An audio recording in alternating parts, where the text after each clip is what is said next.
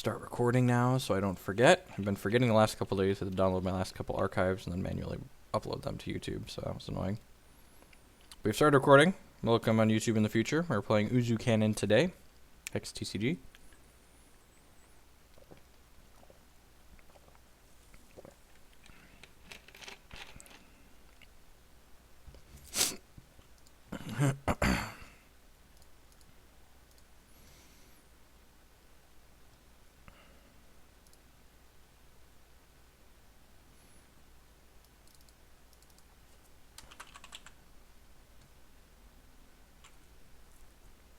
Already done. MTG bot has been put in his corner. Actually, I wonder if there's a way. I wonder if there's a way to turn off. You watch this? That's funny. Nope. Today is Hex Day.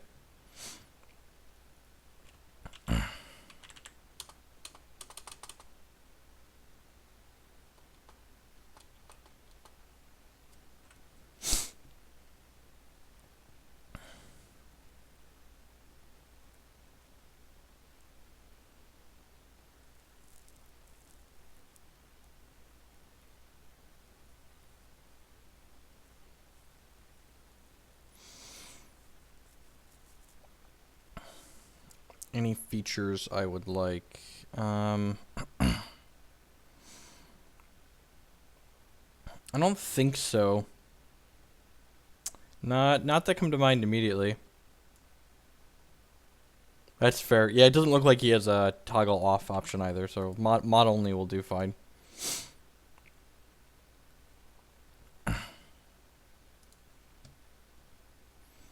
I currently have a 61 card main deck and a 23 card sideboard for what I'm playing in Atlanta. So ideally we're going to cut at least 7 cards before we get there. I wouldn't be opposed to paying a 62 card main deck and a 15 card sideboard.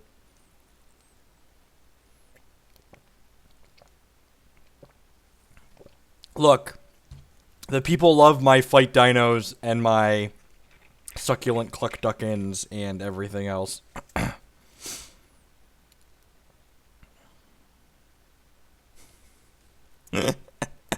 Oh, Bortles. We're gonna have a long stream soon. We're over halfway to the next 12-hour, possibly 24-hour stream, and that'll have, at least 8 hours of Hex content in it.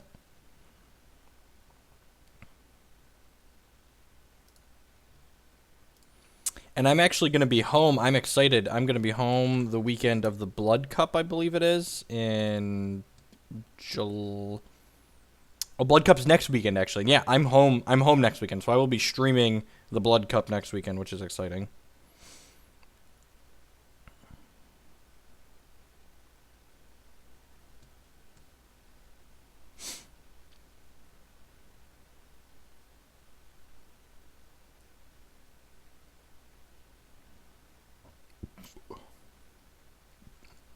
How much was I regretting my decision? It could have been worse, right? I wish I would have set the goal a little higher, but that's fine.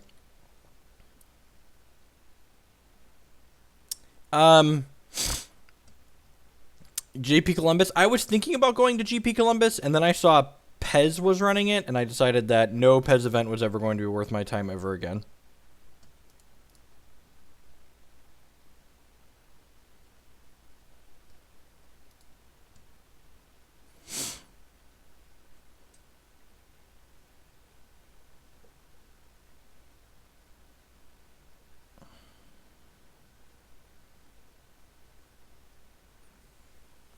I was testing the Bant human decks that one of the Japanese players, I'm blanking on his name, top 8 at one of the Grand Prix with, and that deck is nuts. Like, Thalia's Lieutenant is just such a busted Magic card. Yeah, there's also no coverage in Columbus, correct, so, like, extra incentive to not go.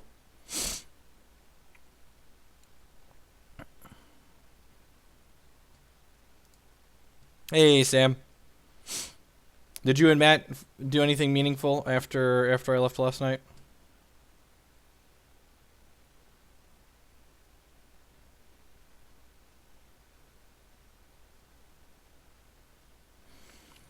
I've played 6 matches with the Uzzu Cannon deck so far, and it seems like the raw power level of this deck is huge. Like the Azure Fate Sorceress,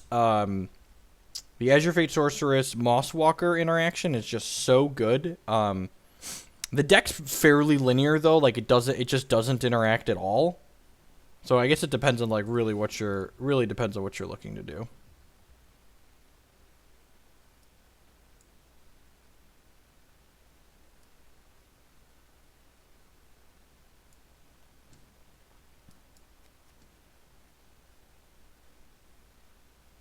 We're going to need a wild here. And the reason why we're getting a wild here is because it makes Wellsprings require double wild.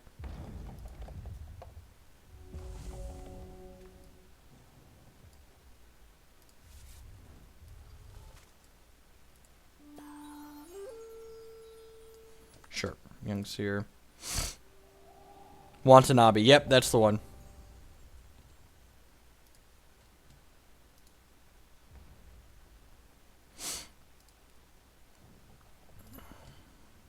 If the game effects are too loud now, please let me know. I just changed the settings a little bit.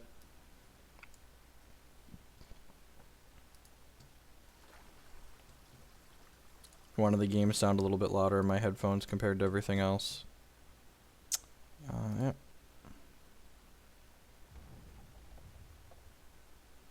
Yeah, I don't think the Boros deck is particularly good.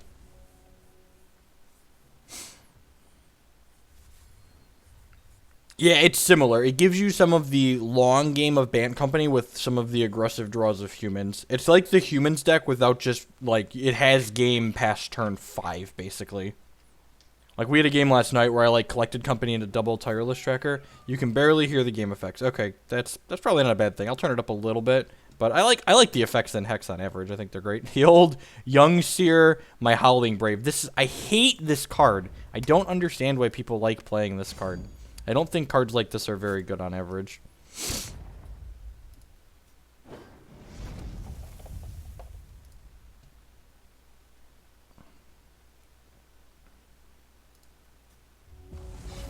Shard.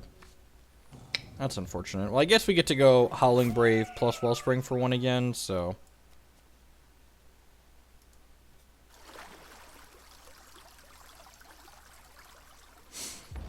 So this card is just like Chlorophyllia's 5 and 6, basically. It's a little bit harder to cast and can have some added application in the late game with Eternal Sage, but... I was curious where you tell me your modern medical...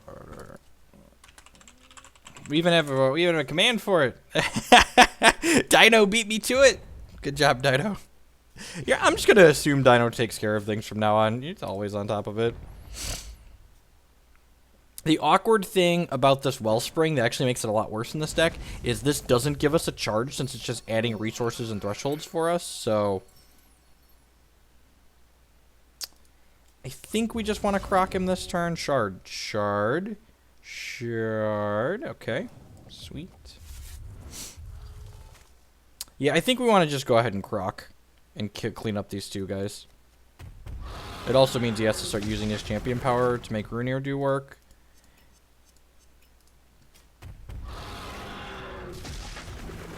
Roar, Dino Stomp. No attacks, obviously.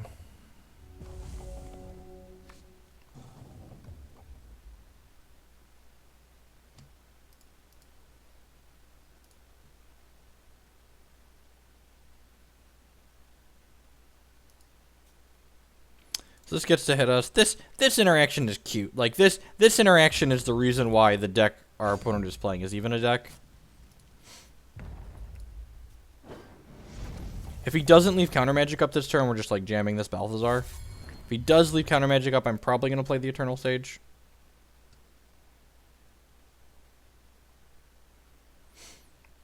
Like, I'd like for this to resolve, but I want Balthazar to resolve, yeah. So he's just holding up counter magic. And I feel like he has to counter the Eternal Sage here, so we'll see. See what he does. Yeah, it feels like a pretty safe counter on his part. And yeah, we're just gonna go ahead and pass back here. Want to use this to hold this at bay. He's got one more charge out of his champion, so if he plays 2 more charges in a row, he could jump this and then jump it again in 2 turns.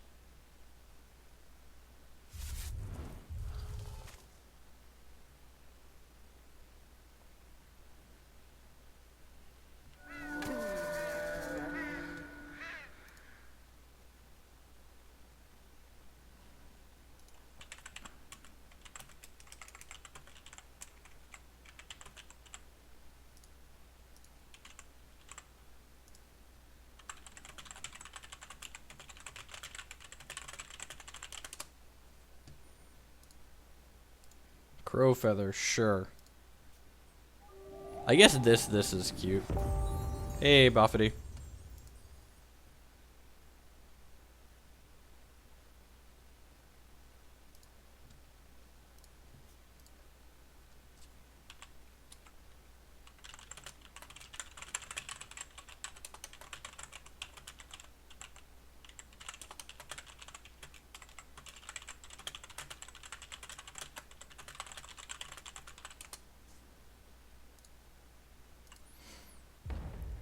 Alright, so taking another hit for 4 here, and then he doesn't have counter magic up this turn, so we just get to jam Balthazar and draw 5 and gain 6.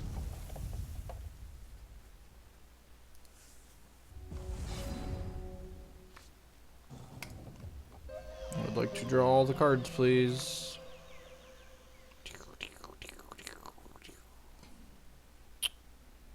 That's kind of annoying. Didn't really hit much there.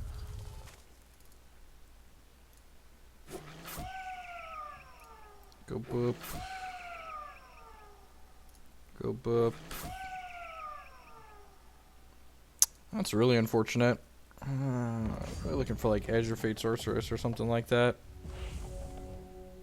Eternal Sage. Things of that nature kind of go over the top here. Thankfully, if he plays a shard, he's going to have to cool his jets on giving this flying for a while.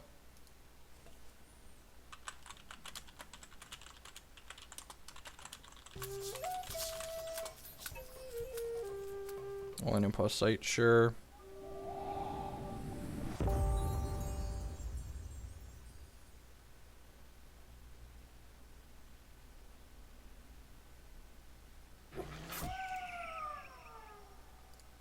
Okay. Well, flying coyotes are scary. He's going to be able to close the game out in the air here.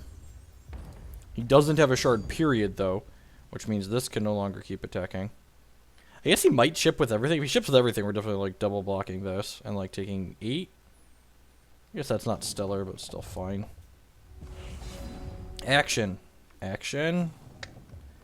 That's unfortunate. I think we're starting by cycling this. Alright, so I'm taking a Sapphire Shard for now. So I could play Eternal Sage out.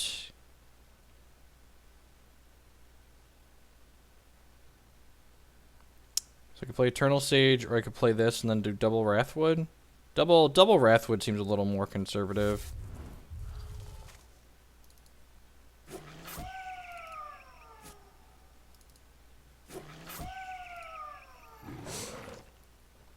It's a little worse if we draw Azure Fate next turn, but I think I want to just make that happen. It's also possible I'm supposed to just like jam a Cheese Smith here so we can start generating some card advantage, possibly hit the life gain cheese.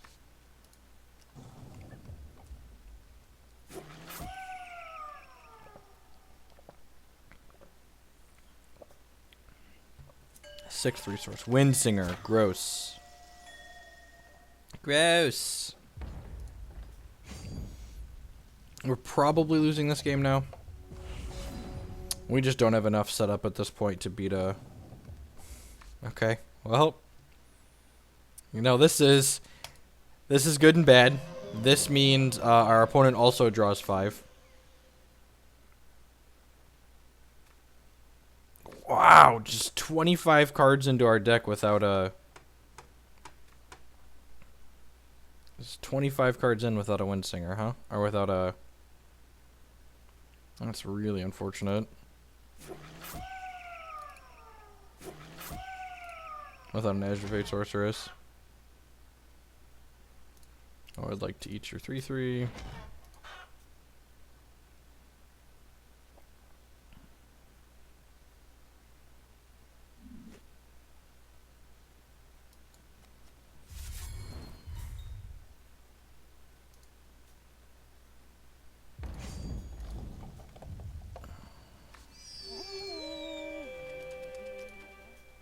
Yeah, I think I'm just gonna concede. It's gonna take him a little while to kill us, but we're not beating the Windsinger from that position. Not with the cards that we just drew off of that were pretty terrible. So what do I want? I think I want the Mass Poly. Borean Root Father's a little clunky. I don't love Croc in this matchup. Hey, Bree.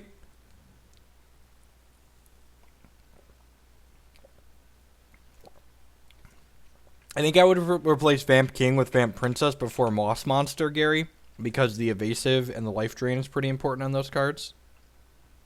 Yep, every Thursday's all afternoon is Hex, so if you're looking for some Hex, you found us at the right time. I don't hate Transmogrifade in this matchup. I guess like Windsinger's like the only card we want to hit with it, so maybe it's not great. We just like hope to tag that with a Mass Poly Dingler. I don't hate Cluck. I guess I don't hate Eye of Creation. Like you're just looking for a bunch of big X spells, essentially. I can put in the Fight Dinos, the baby Fight Dinos, fight like his 1/1s, his Accelerants. I don't hate that. This also like blocks his guys. Yeah, let's do 1/1.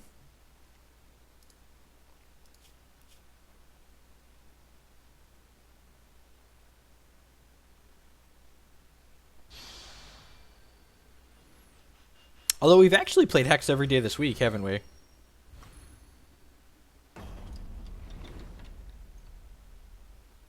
The 4/4 in the top left destroys it has Crush, and it destroys a constant or an artifact when it comes into play. I'm blanking on what its name is now, but that's what it does.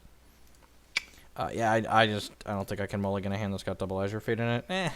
Alright, I'm a liar. I probably should have mulliganed. The other two cards are Dinglers. We'll see. I could get in trouble here. His hands. He could just like turn to Runear us and run us out of the gates.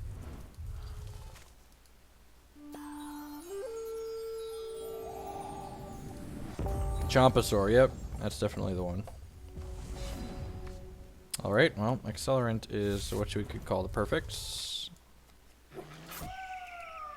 Yeah, you know, honestly, the more Hex I play, the more I enjoy it more than Magic 2. The gameplay is smooth, and the mechanics are fun and interesting, and it just has a lot going for it. So I think I'm gonna be greedy, and if we miss a shard, I'm gonna cycle this Shard Prism because we really need the threshold fixing right now. Yeah, I'm gonna activate this and try and just cycle to a shard, I think. Perfect. And we hit a Shard of Instinct, so we get to play this out and get our Sapphire Threshold. I'm going to play Azure Fate next turn if he plays anything, and then Azure Fate the following turn, and then usually double Azure Fate is just going to run him out of the game.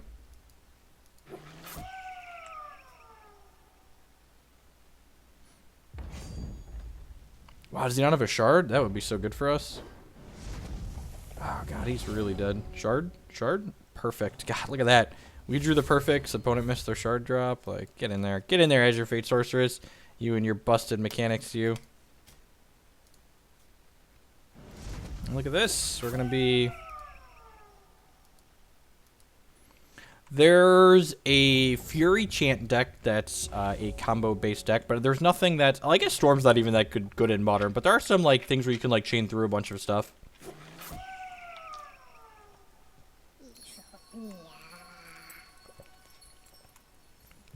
We're actually only 2 shards away from Dinglering him. This card's sick.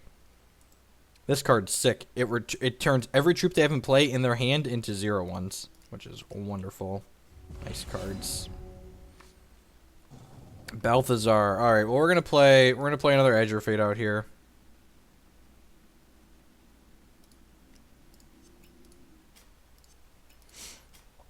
And this Azure Fate inspires this one, so this does damage equal to its power to my opponent twice. We just need a Fatty Boom Boom now.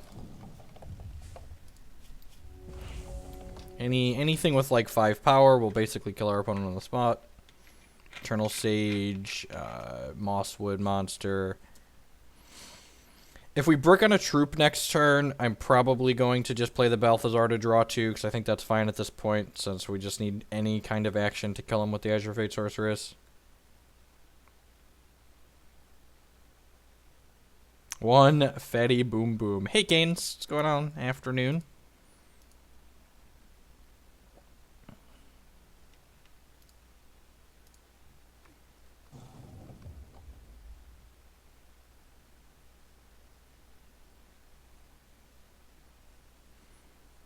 Look for a deck that'll be able to Gauntlet and the Frost Arena.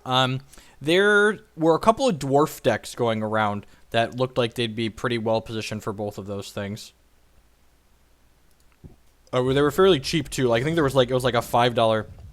I would have attacked here. I think trading this Runeer for one of my Azure Fates is a good trade for him. If he attacked there, I don't think I would have blocked.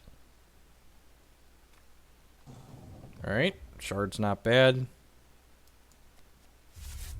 Means we're getting closer to these mass poly dinglers. So this is going to gain us 2 and draw us 2. And it's going to deal 2 damage to our opponent. This damage equal to its power to my opponent twice.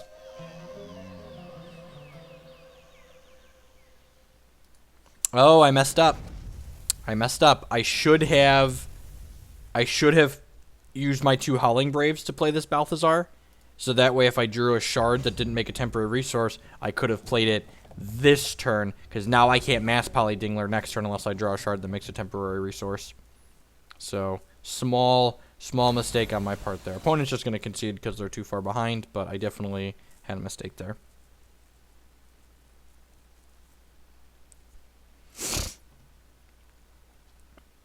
I think I'm happy with how I boarded. Obviously, that really wasn't much of a game. Opponent just stumbled and died.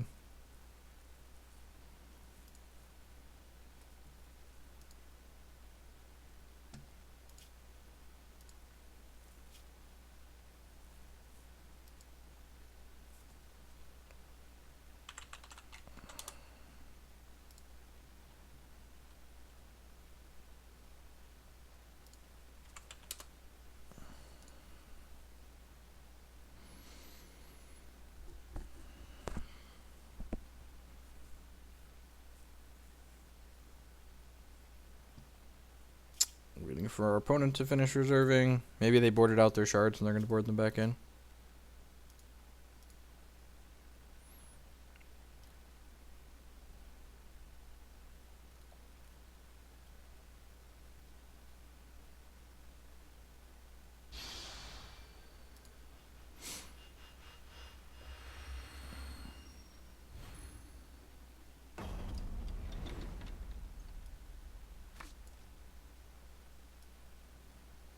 Cord decks are a good time. This hand is gross. This is great. Just triple accelerant.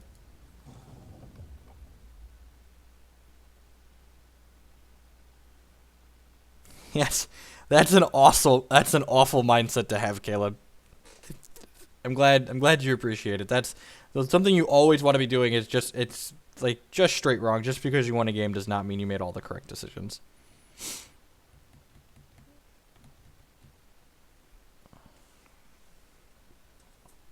So this hand's going to curve out really nicely unless he kills this with a Transmog or something. So we're going to go Wild Shard, Howling Brave. Turn 2 will go Chlorophilia, Shard of Savagery. Just ramp on up here. I don't know about Nutter Butters, but this hand's pretty good. This is where you want your acceleration. You want your acceleration in your opening hand. You don't want to be drawing it on turn 6. Like having 3 of our 10 accelerants in the opener, that's pretty hot. Pretty hot. Oh yeah, man. Howling Brave are your own. You do you. My Cluck is hungry. He's hungry for some Howling Brave. Nom nom. This hand would have been better if we would have had a shard that made a temporary charge here. I could have played the second Chlorophilia as well, but that's fine. Can't have it all.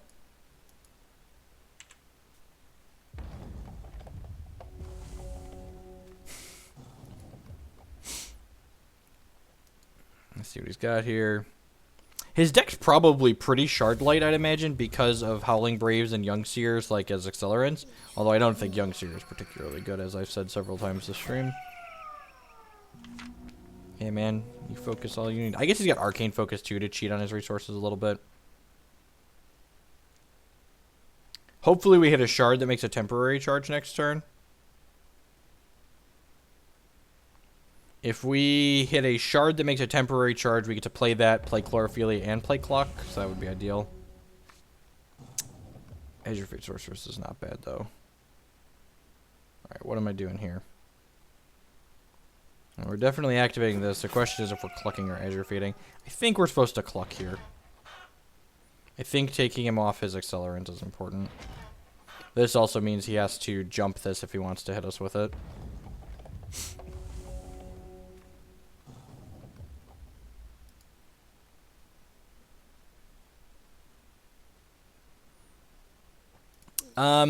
The Spider's deck is a little bit less good because the card Transmogrifade is everywhere. I'm not sure why he didn't. Oh, you need double Sapphire to jump this. Okay, I was like, why didn't he jump his guy? Oh, I couldn't have played Azure Fate anyways. We're missing Sapphire. Yeah, good call.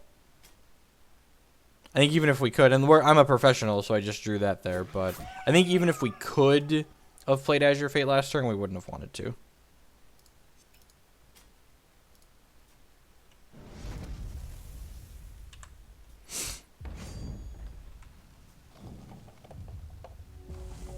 Yeah, the Rebel Rock deck is great. I think it's one of the more... Immortal Echoes has been playing it still. He just finished in the finals of one of the monthlies. That's annoying. That's rude. Don't cluck my guy. Cluck you, Clucker. Mother Clucker. If he offers this trade, I'll take it. I don't think he's going to attack, though. Wow. Okay, yep. Block. Every time. Sign me up, coach. Shard that makes a temporary charge. Shard that makes a temporary charge. Eye of Creation. That's not great. Alright, no, let's play this. Gain some life, deal some damage.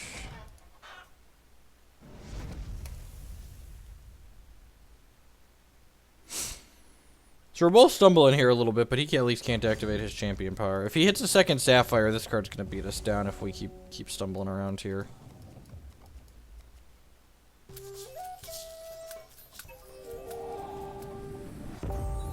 Cluck this, cluck that.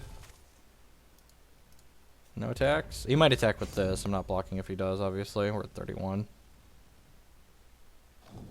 Just straight no attack, sure. Alright, your turn late, Shard. Go ahead and get Chlorophylia out here. Next turn we can Balthazar. So if he misses double... Do we want to eye for one? That's super greedy, right?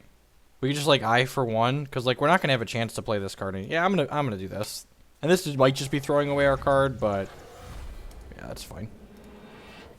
I feel like the way our hand is set up here, that card's not gonna be relevant. The only way this goes poorly is if he hits second Sapphire and has counter magic. Watch him play Windsinger too now. Just go second Sapphire, Windsinger. Oh God, everything is so bad. What have you done, Hoagland? Why? You were going to win this game so easily. And now you just threw it. The dumpster fire.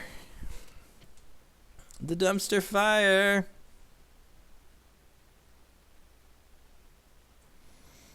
Oh no! There's a flying rabbit.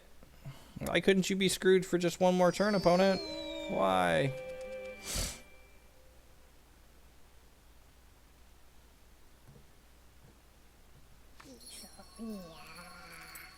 Alright, that's actually good for us because it means Balthazar's resolving next turn.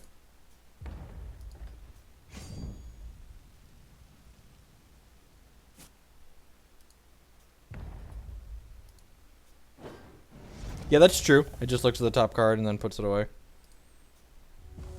So we get to draw 4, gain 4 here. Which isn't as good as it could be. We're definitely behind right now. And deal 1, I suppose. Well, that was less than stellar.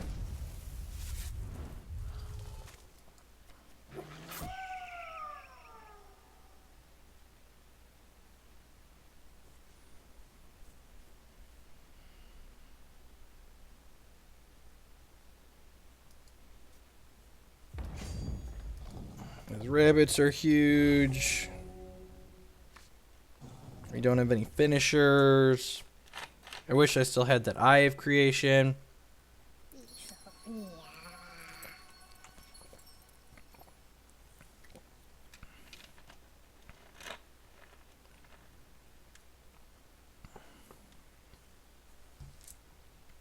We're at 30. Our saving grace here is that we're at 30. Hopefully our saving grace. He is going to get to jump a rabbit every turn for like the rest of the game though. So we're taking 7 this turn. He might actually jump the smaller. If I was him, I think I'd jump this one and then like ship with this. Yeah, so he's going to jump that one and then he'll attack with this and this.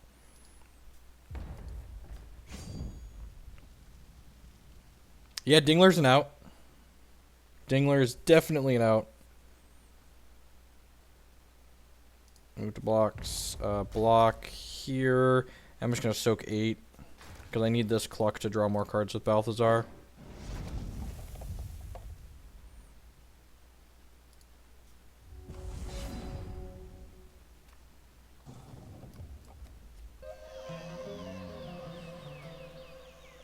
Alright, well he probably doesn't have counter magic, or he'd have counter magic that, so Dingler. Alright, we found a Dingler. Good, excellent. Let's play a shard out here. Let's go ahead and activate this. Let's go ahead and play Cheesesmith. And then Dingler's the type of card that can go over the top. That's why I've got 2 of them in the 75. So I feel like unless he draws counter magic this turn, he doesn't have it. But that could be wrong. He could be saving it just for this card. He's killing my Cheesesmith, sure. Deal.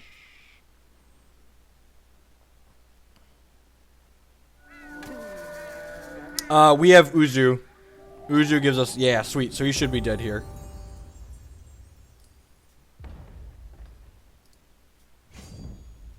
Well, not dead, but the game should be ending. Mostly over.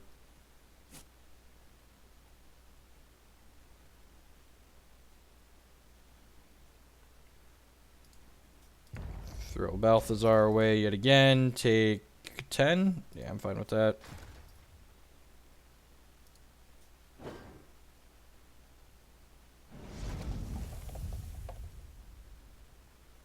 Yeah, the cheating in MTG is just super obnoxious. Let's activate this, get a second Sapphire so we can cast this Mass Poly Dingler. Make our opponent super sad. Opponent's like, how do I lose? This is how you lose, opponent. Hopefully this is how you lose. All of your guys are dorks. Da da da da da. He has a lullaby in hand. That sucks. So, if my opponent knows how Hex works, they're not dead here. Because he can attack with all of his guys and then lullaby to revert them. So that's a little awkward.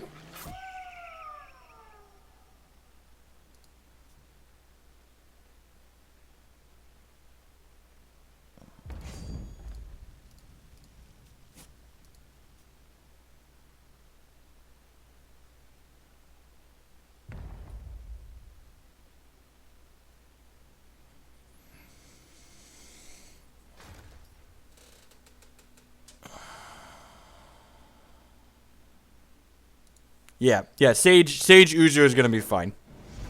He's got 2 draws, though. He's got his draw for the turn and the lullaby cantrips. It had draw a card stapled onto it, so... Do I play a shard? Here's the question. I don't think I do, because Eternal Sage, and then if I draw a shard that makes a temporary charge, I can actually deal 3 to his entire board, which seems okay.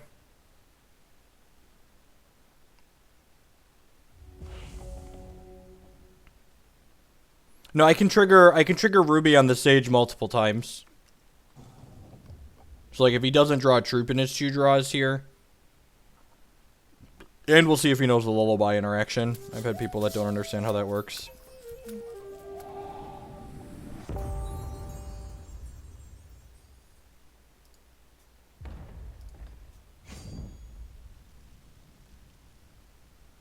So he should attack with everything here and then cast Lullaby.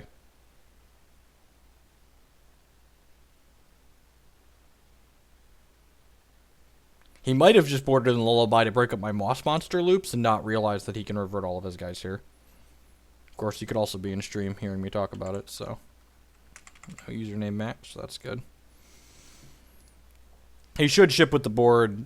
Although I guess if he ships with the board, he could die on the crackback. Yeah. So he's not... Yeah, so he understands the Lullaby interaction.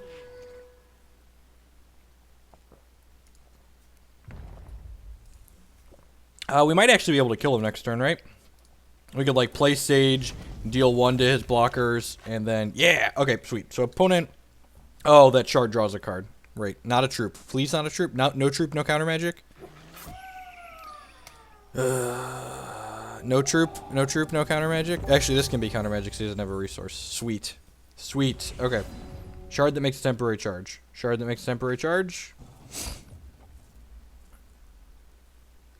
Alright, so what can I do here?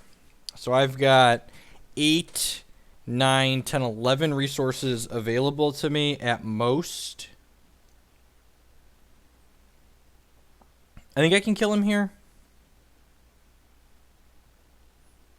I can play Azure Fate Sorceress, which deals 4 to him, and then I can play Eternal Sage, which deals 10 to him, and then I can activate this, which deals 1 to each of his troops, and then attack with these two, and he only has 1 blocker.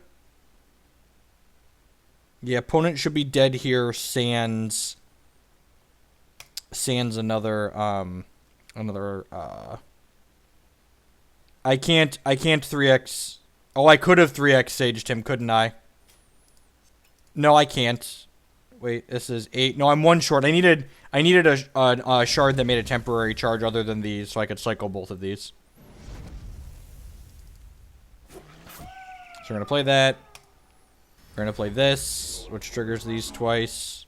If he has a second Lullaby, we're not winning. But, you know, don't play around things you can't beat.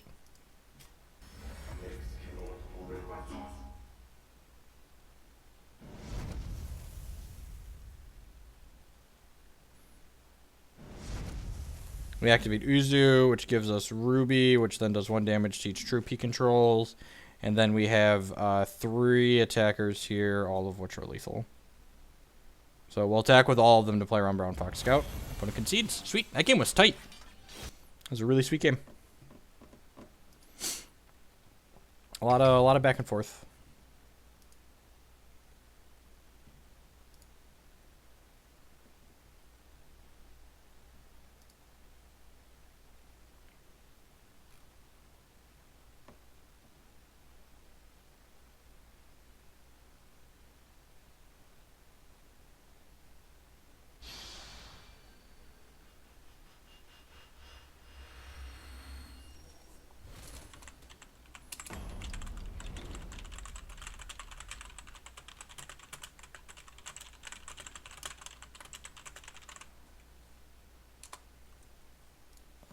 I'd like to play first.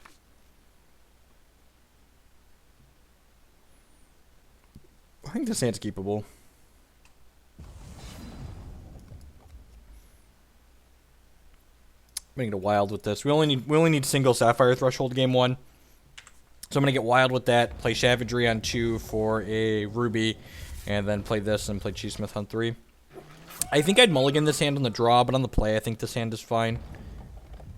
I'm pretty sure you need an accelerant, and look at that, we just drew Wellspring like a professional.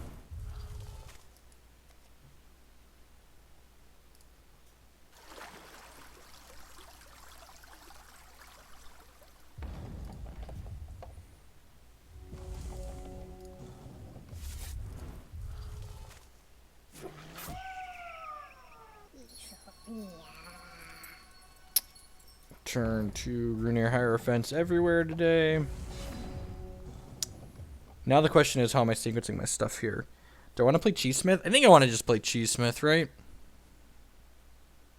Although this could generate us advantage later. Yeah, I'm just going to play Wrathwood Moss Monster.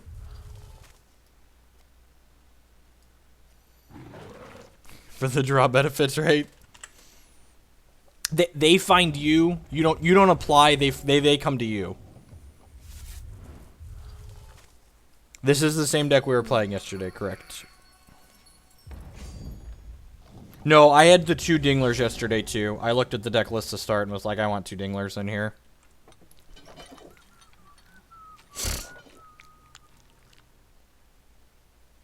I'm going to play the Shard of Savagery out. Get a Ruby Shard. One of the important things to note with this Uzzu build is that unless you need the thresholds to trigger your Azure Fate Sorceress, your Uzzu activations you want to save for when you have an Eternal Sage in play. Croc is really bad for us here. It gets to eat our Chi Smith and our Moss Monster. This turns back into a 2/2, but now it's got a chump. We're not in a good way here. We don't have Mass Poly Dingler game 1 to catch back up. I almost wonder if the format's in a spot where main deck Mass Dingler would be okay.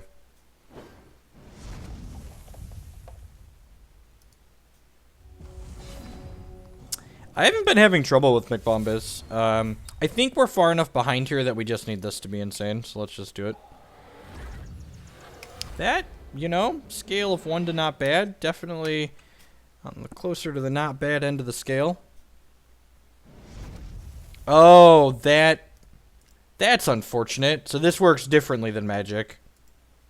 So in Magic, these would see each other enter play, and this would be inspired off of this. It really sucks that that's not how that works in Hex.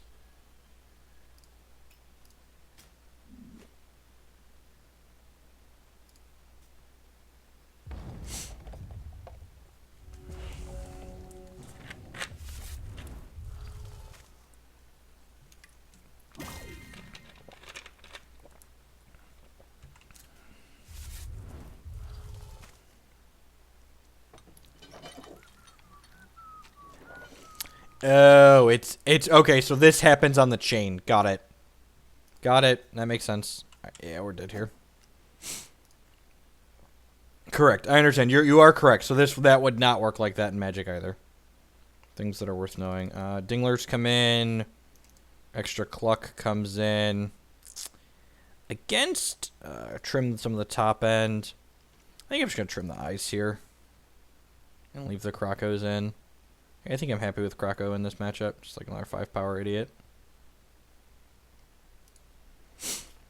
This is another matchup where just like, and they don't even have counter magic to sometimes beat the Dingler, so. Magic has as enters play versus enters play.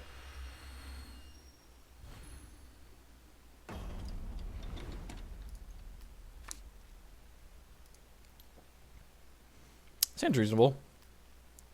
If we hit, actually sounds really good if we hit, we need to hit a shard in our shard that makes a temporary charge on our next 2 draw steps, and then this hand's insane. Just like, turn 3 Azure Fate on the play, turn 4 Moss Monster, turn 5 Moss Monster, just opponent can't win anymore. Doesn't have an accelerant. So opponent had their nut draw last game, and it's looking like we're going to have our nut draw this game. We hit the shard that we needed, so go ahead and play Chlorophilia here. Next turn we play Shard Prism and then activate Uzzu. And play Azure Fate Sorceress, and then we're just going to curve this into possibly this, and the game will be over. Even just these 2 are probably enough to end the game. The old turn 2 Howling Brave. Oh yeah. Just mono Moss Monsters. This game's done. Done, son. What's a temporary charge shard? So the dual shards don't make a temporary charge. They basically, if you're a Magic player, think if they come into play tapped, they don't give you a resource to use the turn you play them. So the shards that say 0/1 as opposed to 1/1, that's what that means. Well, opponent had a lot of acceleration, but not a lot else going on, it looks like. Sweet. Let's get a little mossy in here.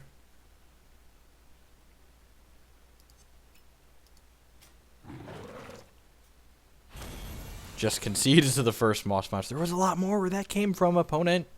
You were very dead. You were very, very dead. So opponent and I are just like, this is a classic example of 2 ships passing in the night. Like I said, the deck that we're playing isn't particularly interactive, and our opponent's deck isn't particularly interactive, so we're basically just racing.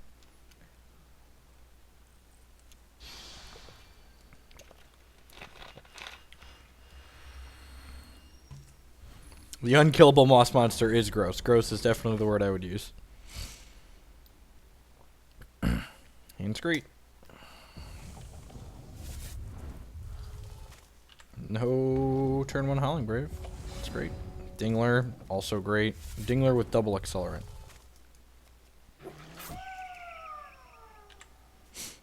No, that's not the Metronomy. It's all the type of deck you want to play. The deck we are playing is not interactive. If you want to play interactive Hex, choose to play a deck that forces your opponent to be interactive. And if you don't want to do that, you know, you don't. And don't be a crybaby when there's two people that don't want to interact with each other.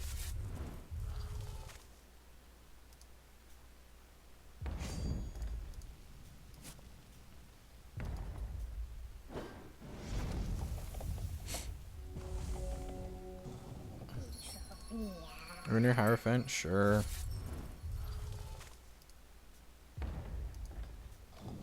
That's not even true. That's not even true. The what's it called? Just got Immortal Echoes just got second with Rabbit Rock, one of the most interactive decks in the game, at the 5 shards thing. Like, just be informed. Quit your bitching. To put it bluntly.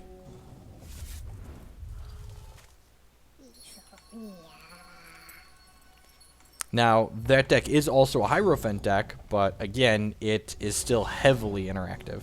So we're going to play out Shard Prism here, and then we're going to go ahead and activate Howling Brave and play Balthazar. And this game's going to be interactive. They're going to be attacking and blocking, and I'm going to Mass Poly Dingler my opponent and kill them. Draw a bunch of cards. Oh no, we're so unlucky we have to discard. Just the unluckiest. What am I discarding here? Probably a Croc. Croc doesn't seem like it's doing a whole lot.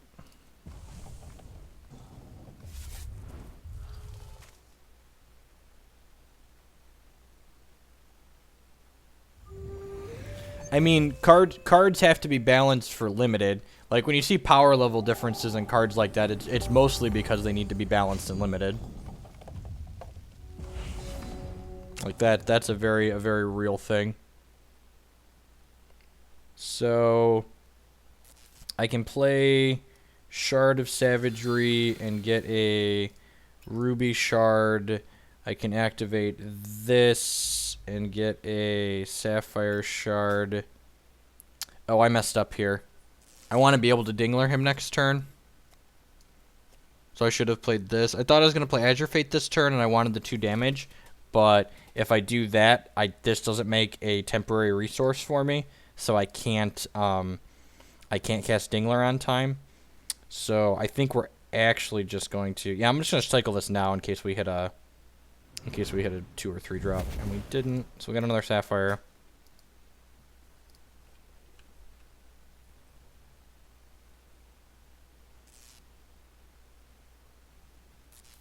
Hey, Nimble. It started a little bit early today, not too early. It is. You're definitely correct there. It is definitely easier to complain than to try and fix the problem yourself.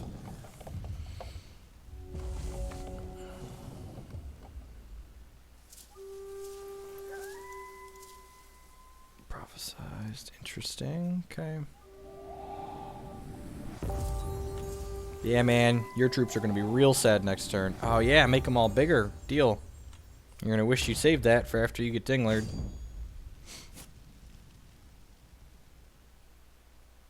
Move to blocks.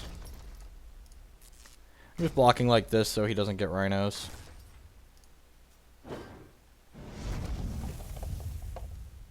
I needed the second Sapphire to Dingler was the issue. So like if I got in my second Sapphire out of this, I wouldn't have been able to Dingler this turn.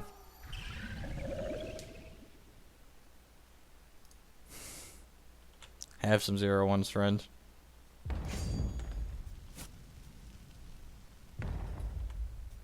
And he didn't block, so I'll take a 5-5, sure.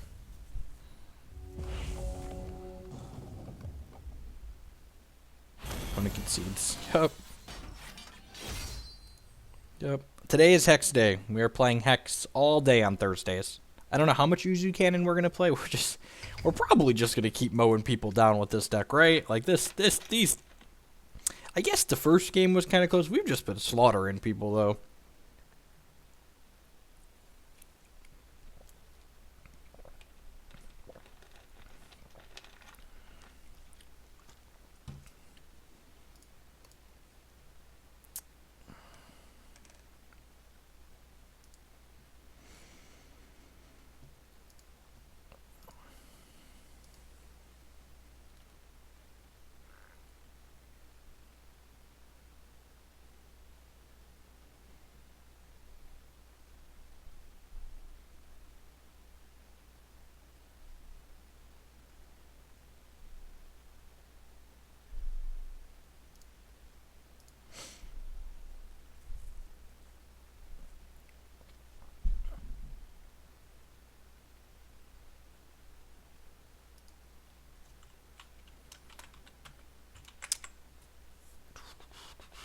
Waiting to make sure my commercial is done.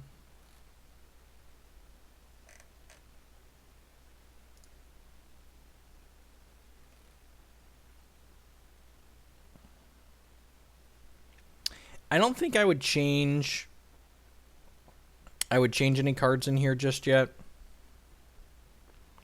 I haven't played enough games to really get a true feel for what's going on. Well, I understand what's going on, but like to get a feel for like cards that feel awkward and stuff.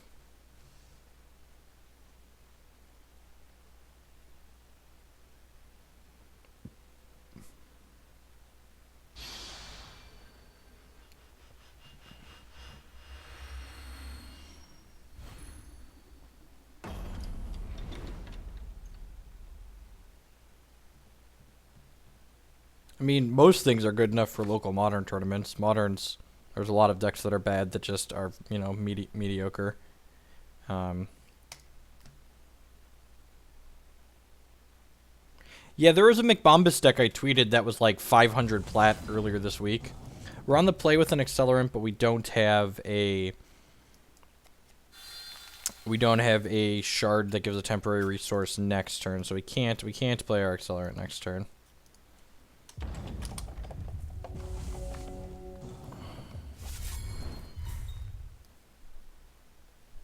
My toddler is not happy that it's nap time. Alright, 2 accelerants next turn, that's not bad.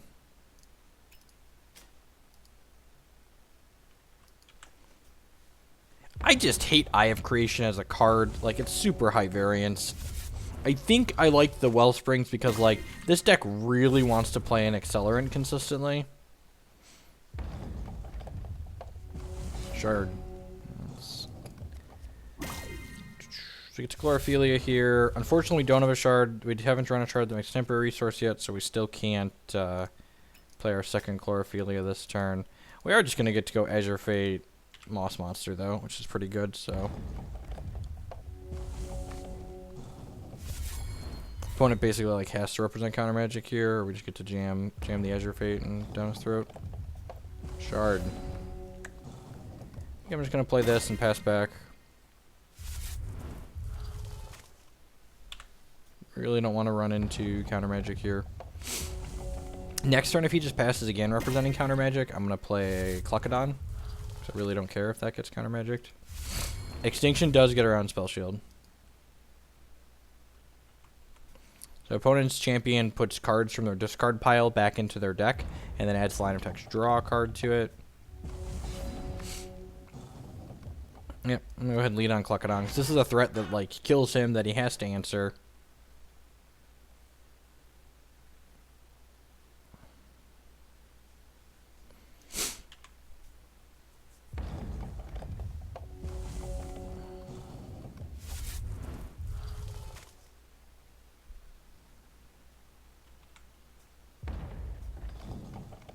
Again, the plan here is to just beat him down with cards that are generally not very good against him until he's forced to react, and then hopefully we don't get Dinglered next turn. That would be really bad for us. If we get Dinglered next turn, we probably just can't win. Eric doesn't interact with Dingler outside of just racing it.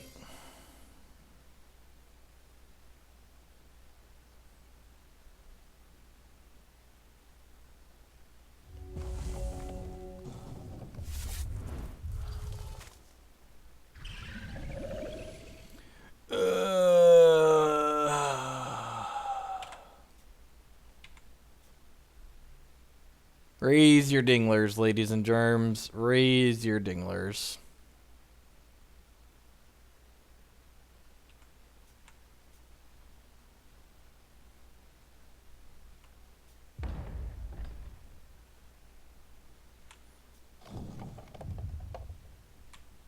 Shard, shard, shard. Alrighty. Time to Eye of Creation for 3 and hope to get lucky.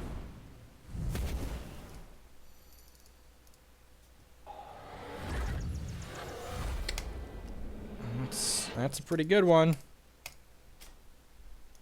That's a pretty good one. The old attack your opponent for 16.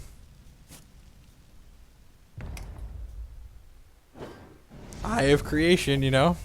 Sure. I don't like it, but it's good sometimes. So Eye of Creation, for those who don't understand why I don't like this card and what it does, you reveal the top X cards of your deck, which is X is 3 minus however much you pay for this. Any troops that are revealed that way get put into play.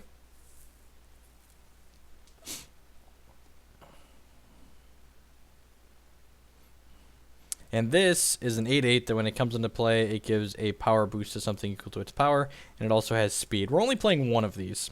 So, yep, so he's got to answer both of these things. Alright, opponent should be dead. Because even if he transmogs both of these, he should. Yep. Good old Genesis Wave. Exactly. Alright, so what am I doing here? Whole lot of nothing? Sounds like I'm doing a whole lot of nothing. I wouldn't hate... I just haven't boarded in a lot of the cards in this board. Like, I've been playing with, like... Even against McBombus, I don't love all these Gale Forces, because McBombus has been playing less Flight Troops. I kind of want, like, 2 Verdict of the Ancient Kings in this board. 2 to 3.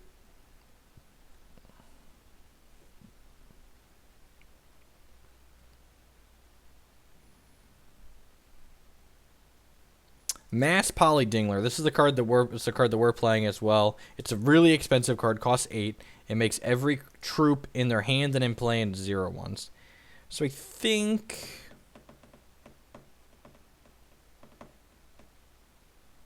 what do I want to do here? I'm actually going to board in the extra eye because it doesn't get dinglered. And like the situation that happened last game could come up again. I'm going to trim 2 Howling Braves and bring another Cluck down too. The acceleration's okay, but I'd much rather have some higher impact threats, I think. Like higher threat density. You need Lullaby. Oh, yeah. It needs Lullaby in the board. Correct. Because of what we were talking about earlier, Lullaby undoes Dingler. Yeah, so like Lullaby's good against Bombus as well. So like two Lullaby should be in the board. Maybe 2 Verdicts. 2 Lullaby, 2 Verdict. I think I like that.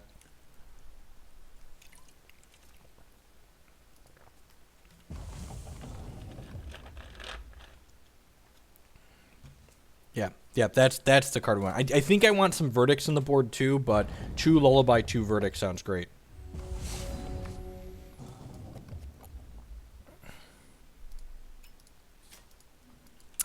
One of my favorite sayings is, you will never find a better statistician than someone who feels their TCG has wronged them in terms of variance.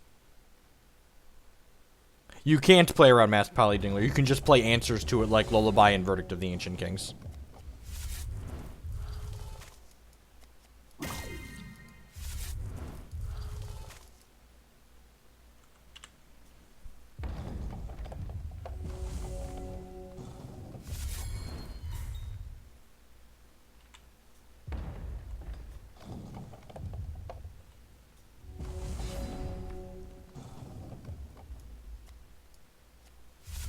Oh, that was wrong.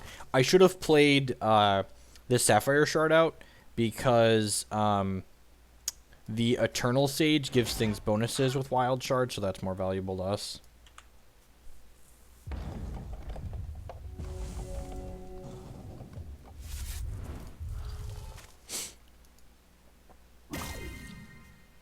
So opponent is holding up counter magic here, which they need to do because otherwise Azure Fate could crap on their day.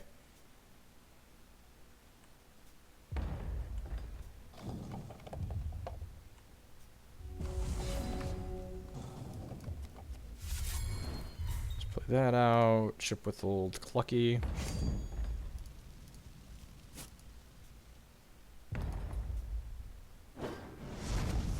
Go ahead and play Croc out here. Again, just like adding pressure to the table. He needs to answer these things. This is my thing. Are you dead? This is my next thing. Are you dead to this one? This is my next thing. Does this one do it? The mighty brown fox scout.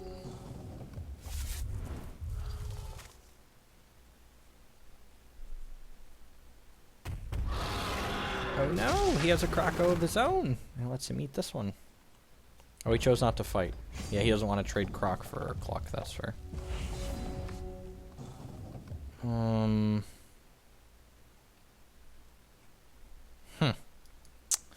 So I'm going to Eternal Sage here, and then I'm going to activate Uzzu for Sapphire, and that will let me exhaust his Crocosaur, and it won't ready during his next turn. It lets us crack in for 9 here.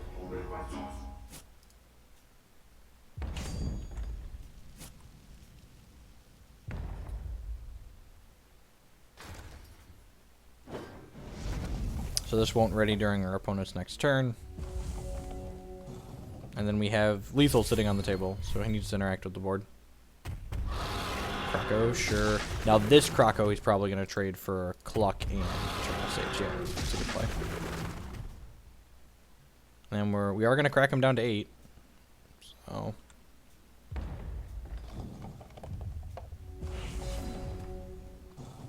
Vorian Root Father. So let's go ahead and attack for 5 here.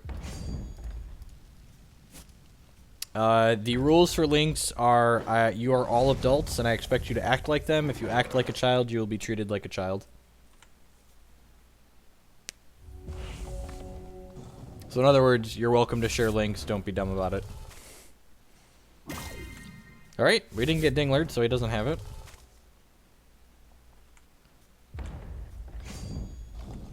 And yes, you are welcome to share your tournament report if that didn't translate to you. What I was saying. I'm willing to trade this turning into a 2/2 for 5 points of damage here, so I'm gonna ship with these.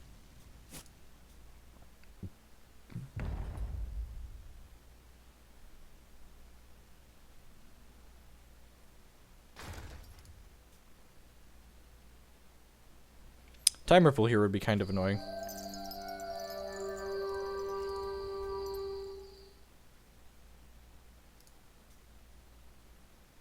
What if someone is a literal child? Well, then their parents should be moderating their internet usage.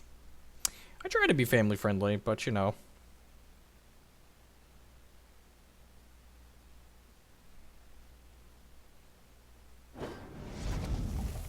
Alright, that comes back. I'm actually going to try and trade my Croc for his 2 guys here. This might get a counter magic out of him if he has it. Yeah, because he doesn't want to lose these 2.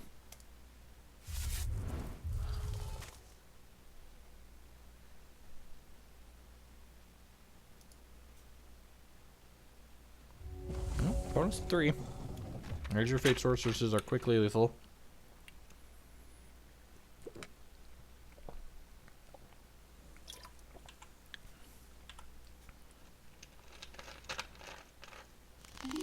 Oracle Song, sure. 1 shard away from the Saborian Root Father.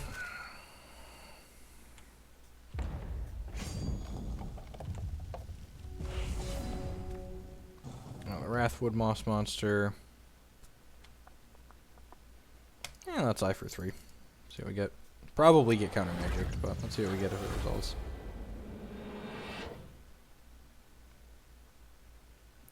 Wow, that was good.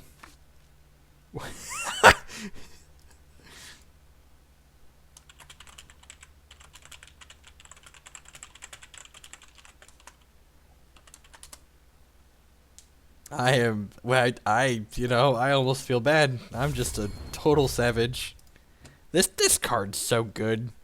It's real good.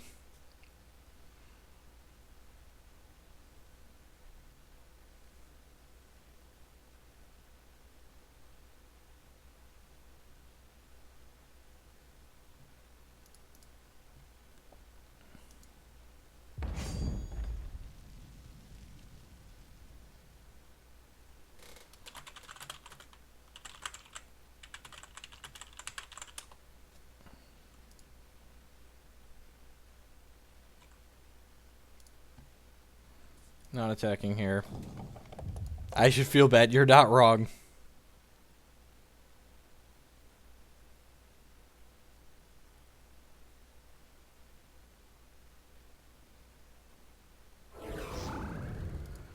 Oh, the old ripple my brown fox scout so he can cantrip it again. Clutch slide. Cause it's funny. I mean, it kind of tells you what it does.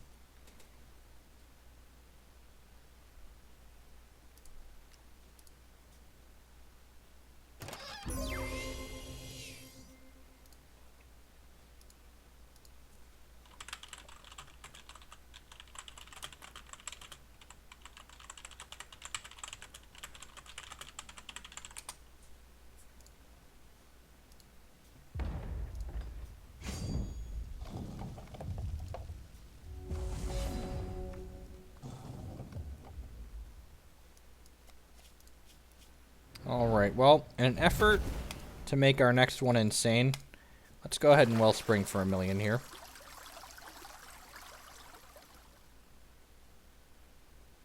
Okay, 12 resources, sweet. Let's continue playing the waiting game here.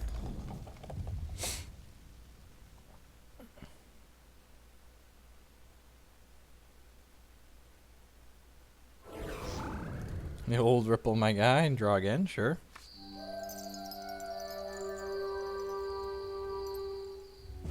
I've not played with Infinite Tricks yet.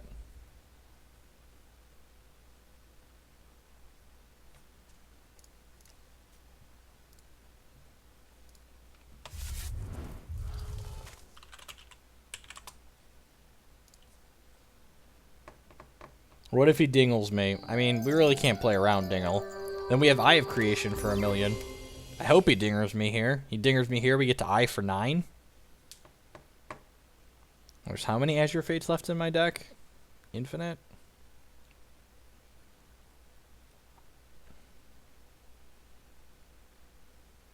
Dinger me! Rocco, sure. This fight's probably these two. I guess he could fight Cluck and Balth and keep his... Oh, those two make sense. Throw it enough, Moss Monster.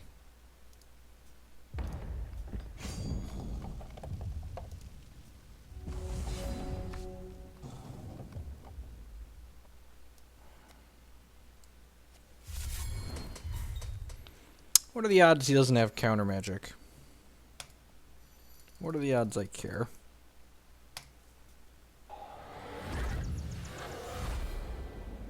No, we're so unlucky. We're just the unluckiest. Just the stone unluckiest.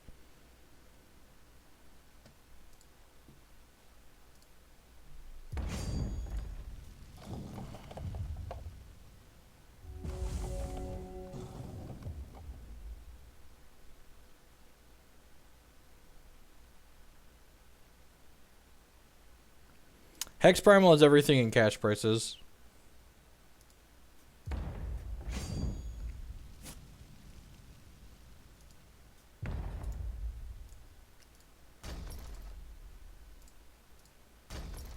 Double block here. That seems fine. Trade my Cluck first, Croc.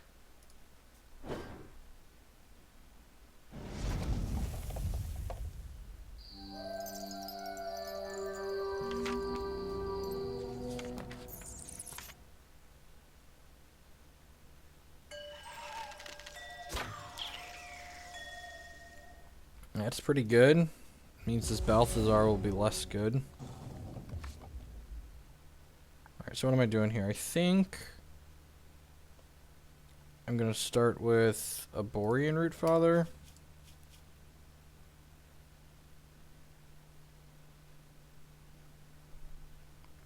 Oh, you know what I should do in this matchup? I should give this Flight. Yeah, if we go to a game 3 here, which it's looking like we're going to lose this, I should give this Flight.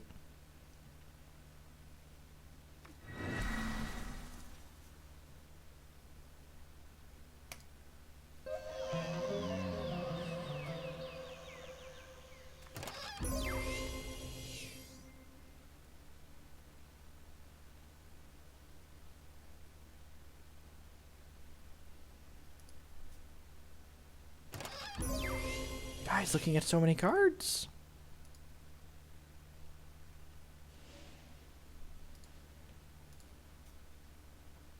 Even if this resolves, we both draw 5. No. All right, I'm gonna concede. That game's done. All right, what are we doing here? I think on the play I want max acceleration, so we're gonna bring these Howling Braves back in. Krakow seems mediocre. I want to put flight on this. So this has flight and speed.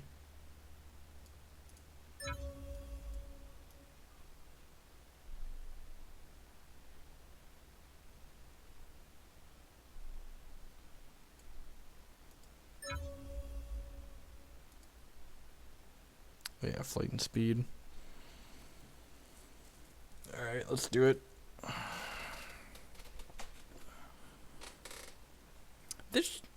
This should be a medium matchup for my opponent. If he's got 2 mass poly dinglers, it's probably pretty good for him since we don't have lullabies or verdicts.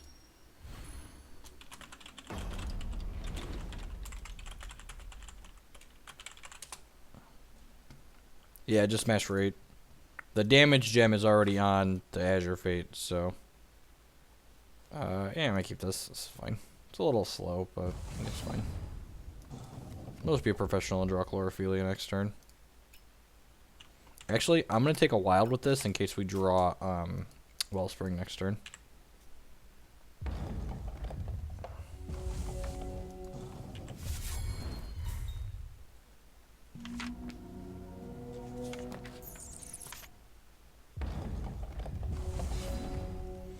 I mean, Unsummoned consistently sees constructed play in Magic.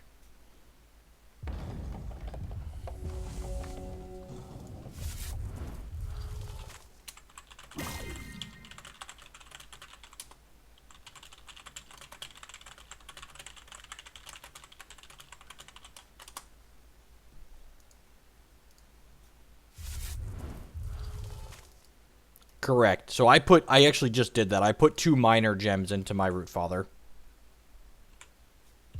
Speed and Flight are both minor gems.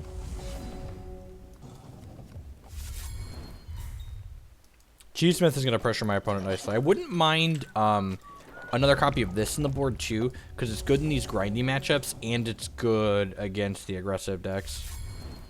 It might even just be that we want more copies of this card in general.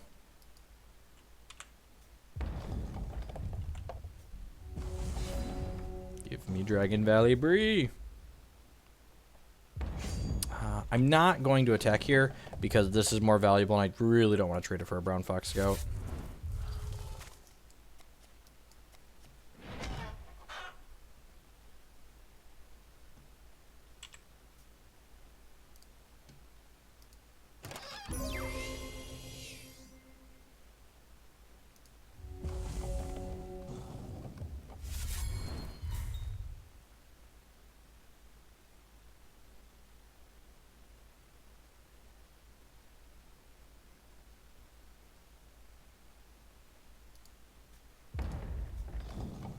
Alright, so he didn't Brown Fox last turn. Actually, we drew Kraken Barrel Cheddar and another one of these, so I'm going to ship this turn.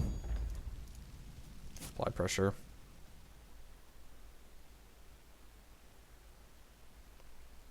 I top-8'd a standard open in Seattle playing Force Away in the reserves of my Teamer mid-range deck. Or Teamer aggro deck. But, you know, I'm known for playing bad cards, so maybe that doesn't mean anything.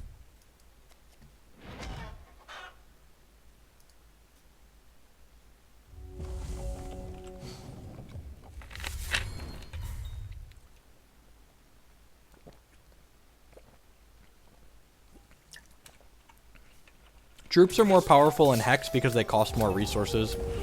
The pacing of Hex is a lot slower than the pacing of MTG. So, like, bigger, clunkier things are better.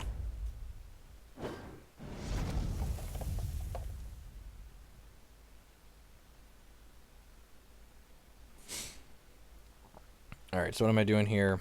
I can go Chlorophilia, which gives me 4 resources. I can play a Shard Prism, which gives me 5 resources, and then go Cheesesmith into Dragon Valley Bree.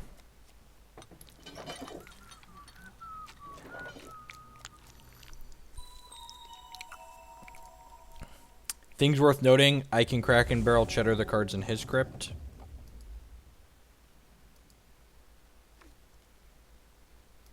I mean, MTG also just like modern game design things. Like, there's people that have game design experience. Like, that didn't exist when Magic started. Like, you didn't have game design experience. Like, that wasn't a thing that existed.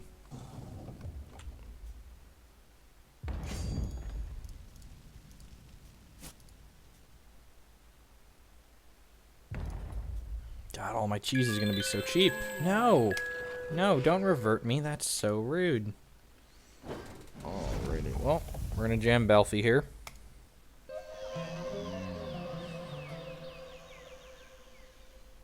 Won't be surprised when this gets counter-magicked.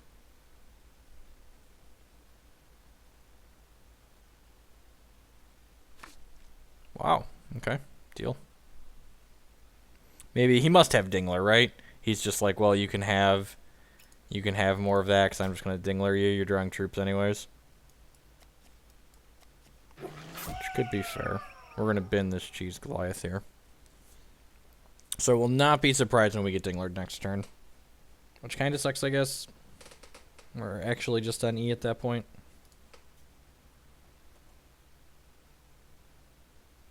Oh, steal his Lullaby for Dingler. Okay. Yeah, that's a good line, actually. That's a great line. Well, actually, I can do that next turn, right? If he casts Dingler here, I can steal his Lullaby. Just Croco, sure. Gonna trade it for my Cheesesmith, maybe?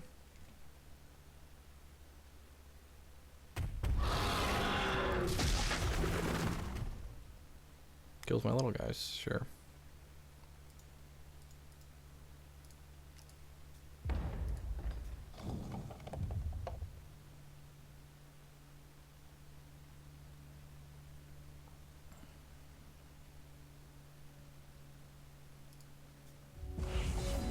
God, just mono Dragon Valley Bree.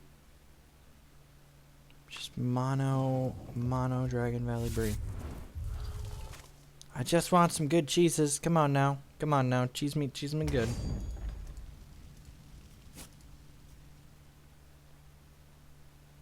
You gonna trade this for this?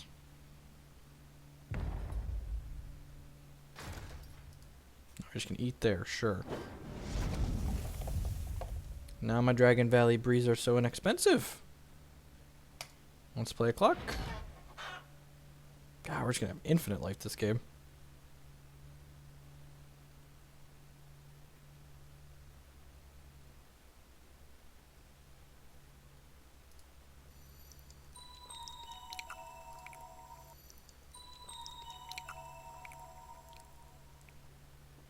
I've never fermented this much cheese before.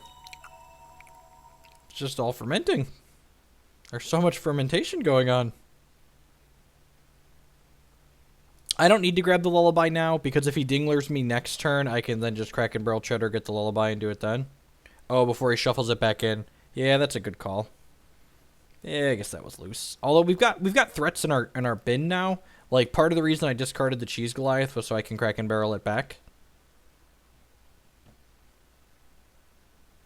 The cheese do different things. So there's 3 different cheeses. We get 1 at random every turn. This is a constant that at the start of every turn you gain a life if it's in play. This one returns a card from any crypt to our hand. And this other one is a 7/5 Crush Steadfast for 10. So right now we're gaining 4 life a turn.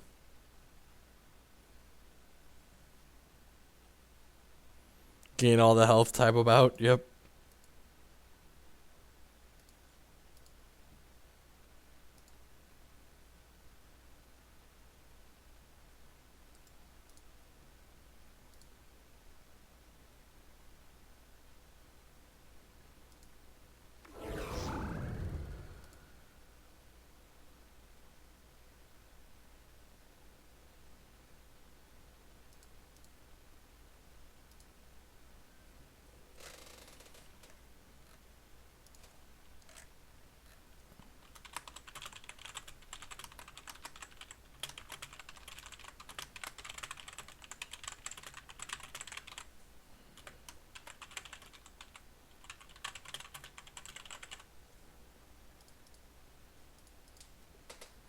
Time Ripple, his Croc. Okay, he's going to replay it and fight 2 of these.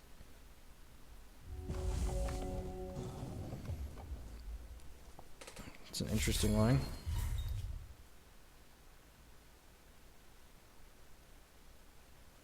Opponent put his Lullaby back in, so our protection is gone, which kind of sucks. So he's going to fight these 2, or he might not fight at all. He seemed reluctant to trade this off. That's fine.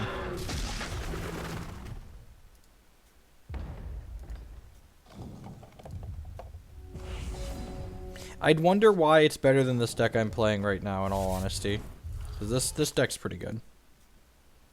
It's pretty good. We had another Kraken Barrel Cheddar, which is great. So we just go ahead and play Chlorophilia, play Dragon Valley Bree. Play a Croc out as just a Croc.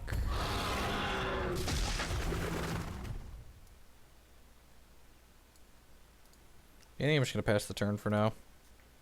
I don't really want to take the Croc out of his bin. Sure.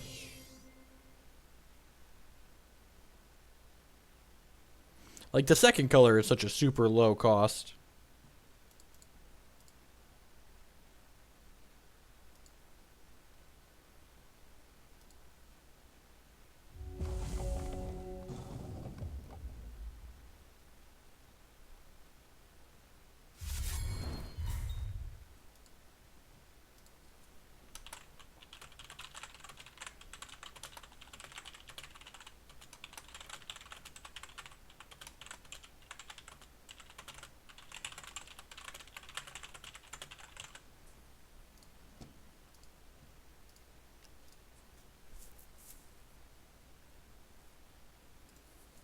Warrior Root Father, Flight Spell Shield, sure.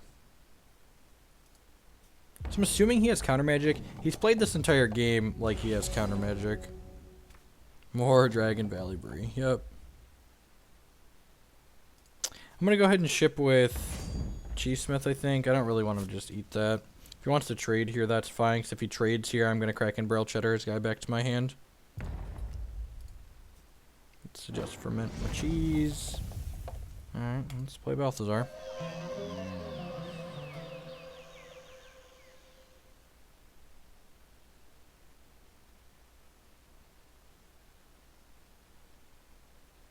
Casual 50, right? 56 now. So much life. So much life.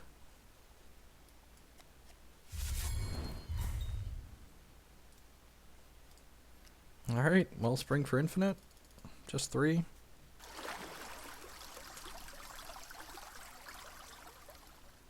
Pass the turn. Jeez, are there Azure Fate Sorceresses in my deck? Are there Azure Fate Sorceresses in my deck? I feel like we're half our deck in 2 games in a row with just like not seeing any of them.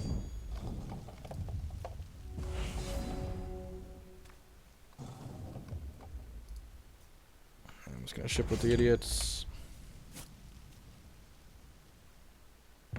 Wants to eat this and take 3, that's fine. Found a Cheese Goliath.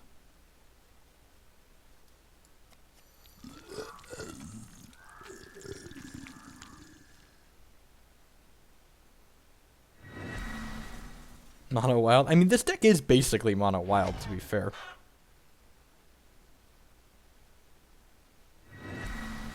You burn them counter magics, friend.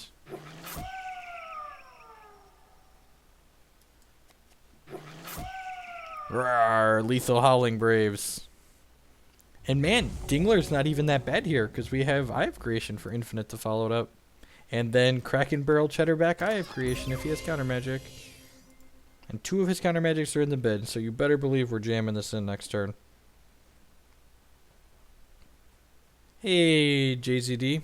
Life's swell. Hex Day's a good time. I enjoy Hex Day. This is gonna eat these 2, I assume. Oh, really? Okay, interesting. I guess that makes sense. You can just block this then next turn.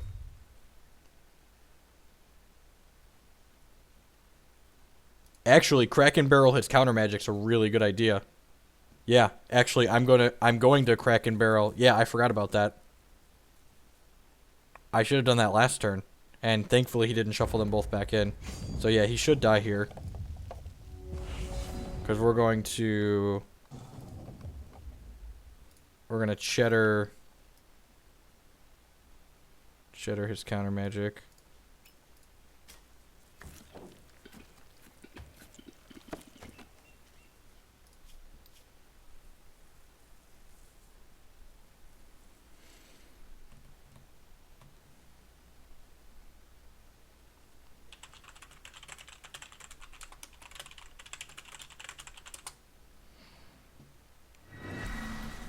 Oh, jeez, he counter magicked it.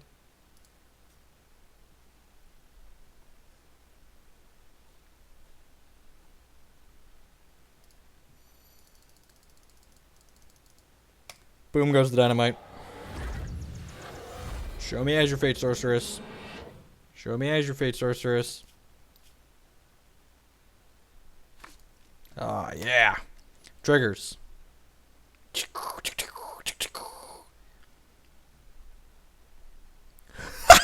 I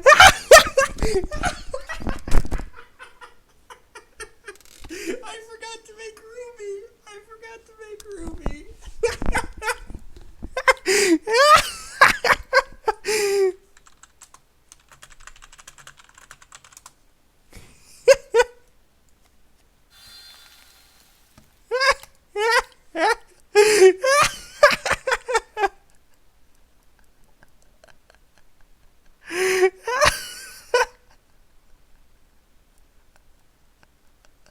I mean, it's turn.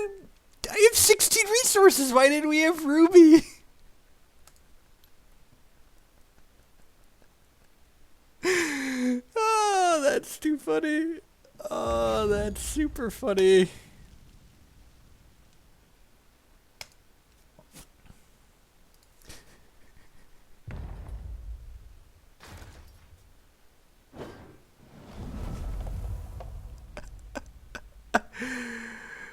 Uh,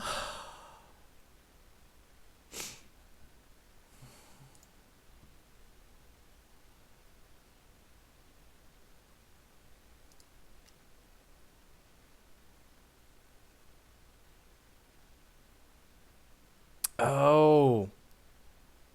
Oh, I could have killed him there too, couldn't I? I didn't pay attention to the Eternal Sages. Yeah, I could have tapped the dino down and then killed him.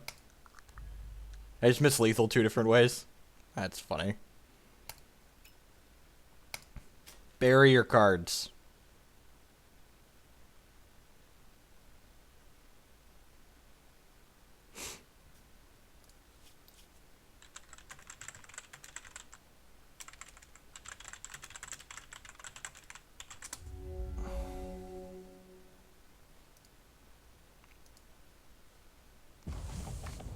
Oh. Oh, yeah, I missed that line too. Should have discarded this so he could crack and barrel this back. That's fine.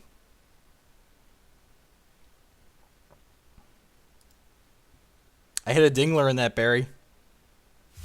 And a counter.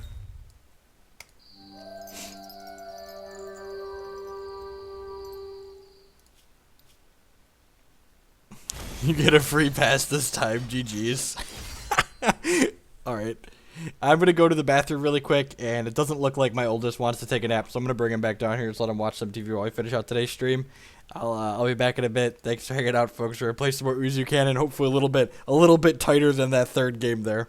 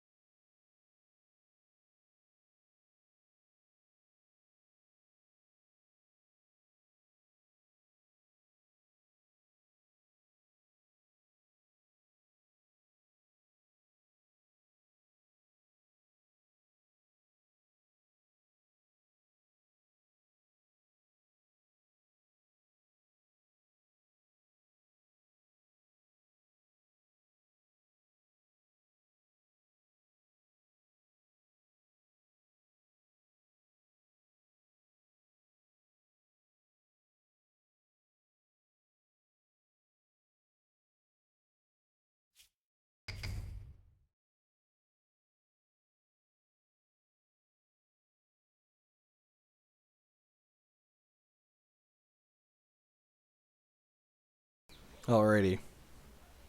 Let's queue up another match here.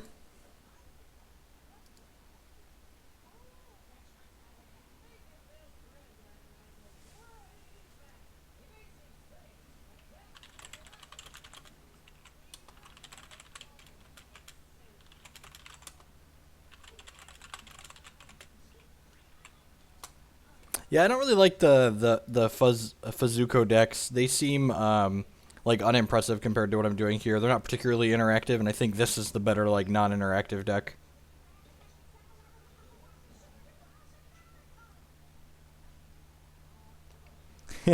Thanks for the games, IB Casual. That last game was let's say embarrassing on my part.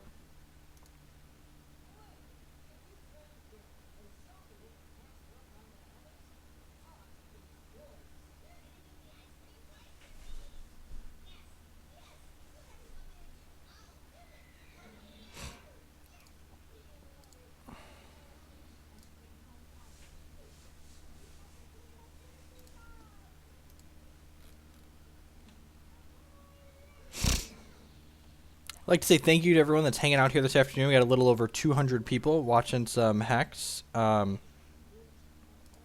Every Thursday afternoon is Hex Thursdays here on stream. We stream Hex all afternoon from start about 12:30 or 1 p.m. Central Standard Time and go till at least 5. If it's your first time by the channel, welcome. My name is Jeff Hogan. I'm a professional Magic the Gathering player who we stream Magic and Hex on this channel. If you're interested in Magic, we stream Standard, Modern, Legacy, and Pauper, and then Hex we mostly stream Constructed. Occasionally my wife streams some Limited, but I'm largely just a Constructed player. Stream lots of different things on here. If you're enjoying the content you see, I'd encourage you to use the follow or sub buttons below the stream to show that support. Those are the two best ways you can support the stream, and I really appreciate it. So thank you and welcome. More Hex. If you are interested in more Hex content, there's also a link to my YouTube channel below the stream. I don't stream with music, so 100% of my streams get archived on there, and I break them up by game and format and deck. So I also throw some a lot of times we close out my Magic streams with an hour and a half or so of a couple matches of Hex. So if you follow me on Twitter, I always post when we're changing games from like Magic to Hex, or you can just catch those Hex archives on my YouTube channel after the fact. I always usually get them up in a day or so.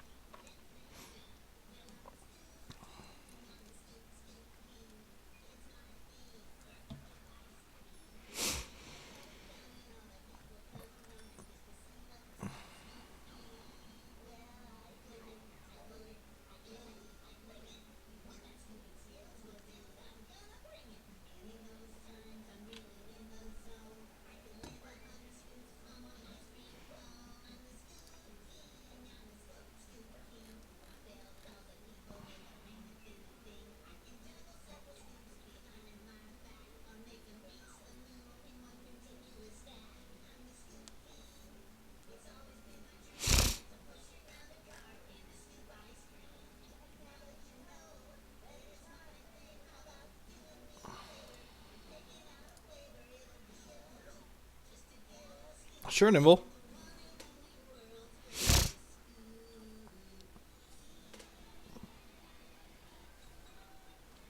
If you're interested in some gameplay with Rabbit Rock, that's a deck that I kind of worked on and brewed here on stream. There's also an article on hextcg.com about that deck that I wrote. Where's Rabbit Rock? It's still on the main page.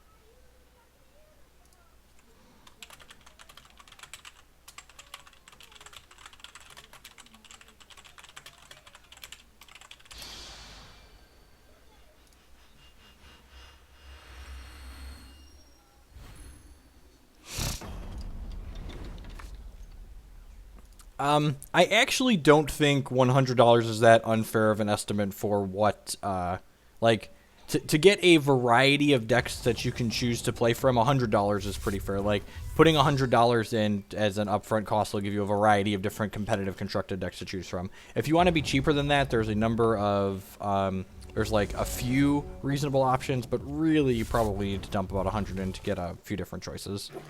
Which again, coming from traditional TCGs and even Magic Online, like that's not that much money, especially considering like the cards hold value in this game and you can buy, sell, and trade them, so your collection has fluid and can increase in value over time, just like in other TCGs. So my opponent's thing gains him 5 life. Life drains, Swift Strike, sure. Opponent's playing like mono life gain, which is probably good for us because our deck can just like deal massive amounts of damage very quickly.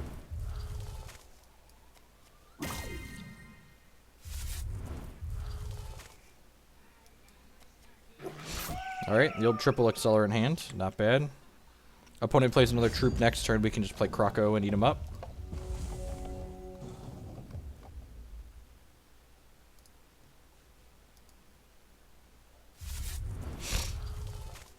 Opponent's playing Diamond. Gosh, this is one for each health you gain this turn. Sure. You know, I actually think the card Wild Child is a card that I really want to explore. I think it's really powerful, and I'm assuming that's like what the deck my opponent's playing is based on. It's a 4/4 for 5 or something like that gains life. So yeah, so we're just going to go ahead and Croco our opponent here, since we can't do anything. We can either Croco or Cheesmith, and I'd much rather Croco. Forever Child, that's the card. It's Forever Child, not Wild Child.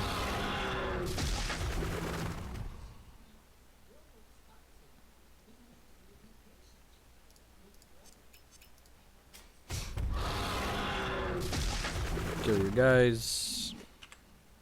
You gain some life because you gotta get to fight.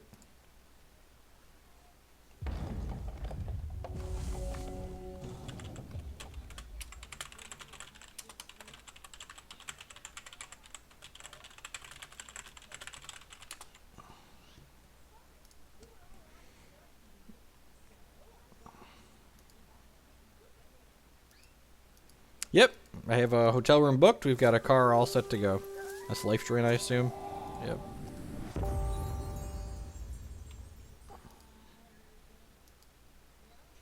We really want to hit one of our dual shards so we can get Sapphire and then make Ruby, or hit Ruby and then make Sapphire. So this is the first time. The shard base in this deck has been pretty consistent. Just going to play Cheesmith out here. And then I'm going to pass, because our life total is definitely more important than our opponent's life total. I don't want to attack for 5 just to have him crack back for 3 and gain 3.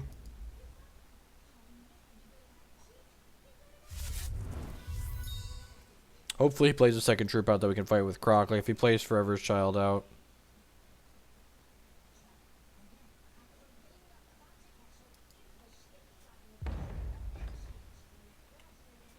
I'm not sure what the hotel is offhand. I have it booked through Hotwire. No plays already. All right, well, we're gonna cycle this. Hopefully find a shard that makes one of our colors. Sweet. Makes a Sapphire. Unfortunately, because it didn't make a temporary charge, we can't play either of these yet this turn. But once we play Double Azure Fade out, we're going to really get to show, hopefully, how much damage this deck is capable of pushing out in a short period of time. With these opponents gaining life.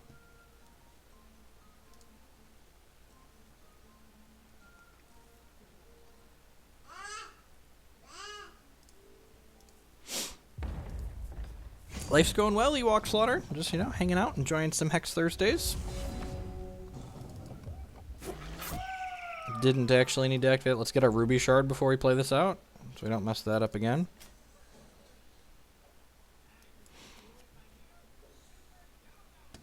Deal 2.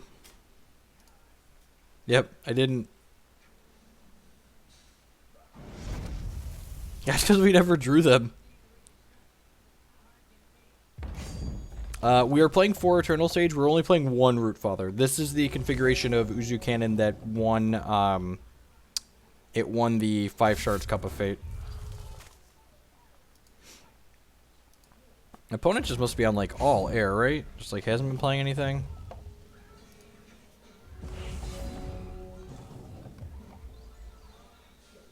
Yep. It's on mod only. It was already on mod only, Immortals. Switch it back. So now this deals 4 damage to my opponent, 2 damage twice, and now all my other troops that come into play that cost 4 or more will deal damage equal to their power to my opponent twice. Is there a Wrath he could have? I'm not sure. Harvest Moon. Okay, yep. Purge is a diamond sweeper, but it's not particularly popular, and our opponent's playing troops of all different types, so Purge isn't particularly likely.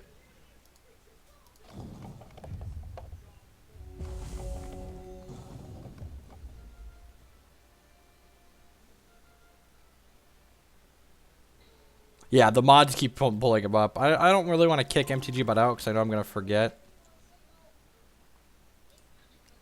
Okay.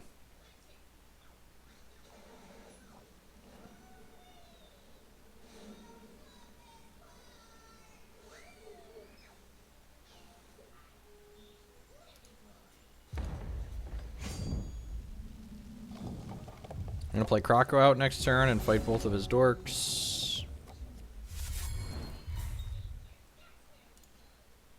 No.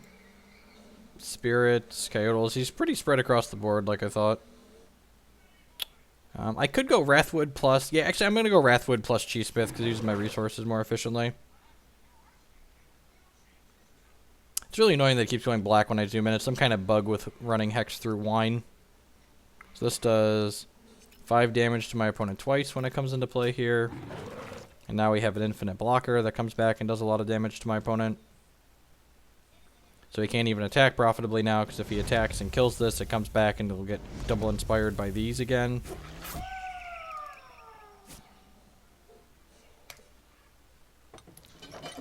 This does not get inspired by Azure Fate Sorceress, because Inspire only affects troops that cost equal to or greater than it, and that's a 3-drop. I probably should have attacked with the Croc there. Attack's probably pretty free. I'm not sure, Sightbound. My open attendance this year is going to depend on... I have the next 3 open scheduled, but... so you see the ticker on the side there for the Season 2 Tour Fund. We had my plumbing explode outside and had to have a fairly costly... had to excavate my front yard and replace the pipe. So a lot of my travel fund went into that. So if the Tour Fund goes well and... oh, so many triggers. I would like to fight these 2 things. And I would like to do 10 damage to you. Yeah.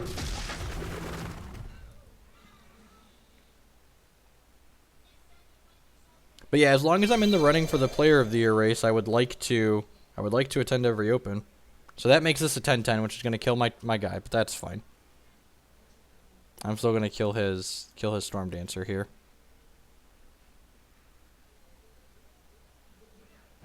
Nope, that's definitely... This is my disclaimer that I have to put up when issues like that happen.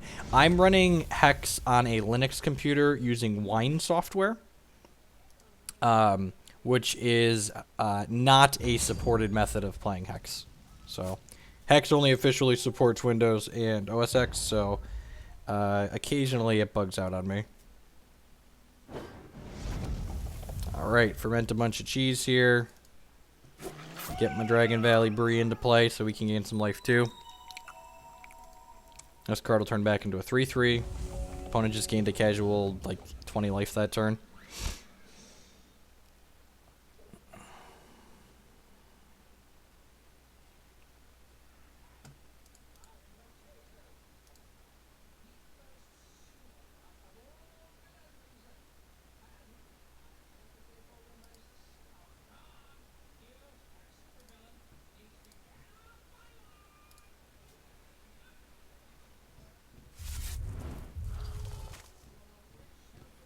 I'm running on Linux. I'm not running on OS X. OS X is an officially supported platform. I'm gonna double block this in case he's got something that gives crush.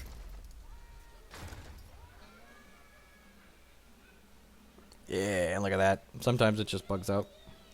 It's actually pretty rare. I think that's the first time I've had it happen in the last week on me. But Hex reconnects just fine, so occasionally if it vomits on me, it just reloads and it's fine. Yeah, there's a Mac version of Hex. Running anything else but Windows ever being worth it. Well, I'd rather...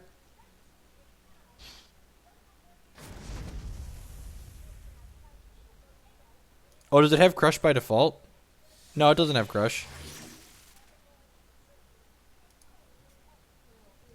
Does that give it Crush? Gain 4 health, gain a charge. Sure. I'm not even sure he's going to net...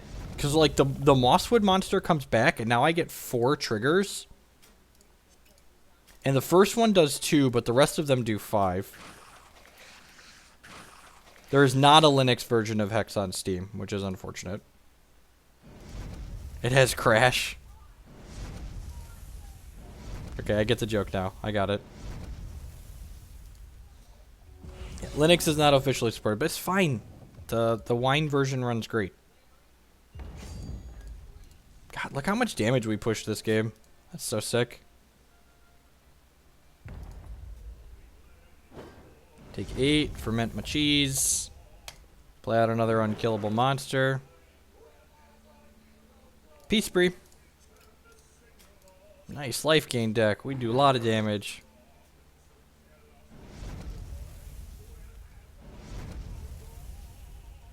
Play some Dragon Valley Breeze out here. Cheesy.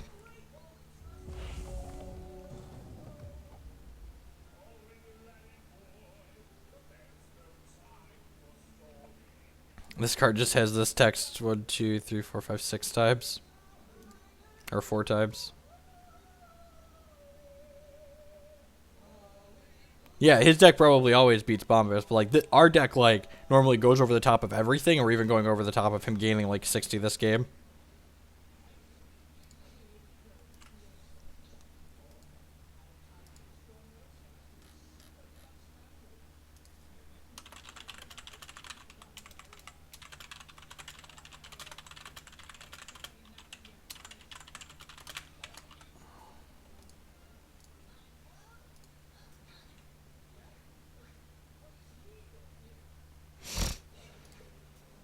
He can't even attack.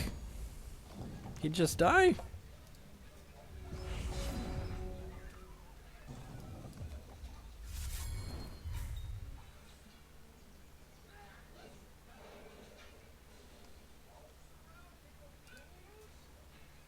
Alright, so just attack with these.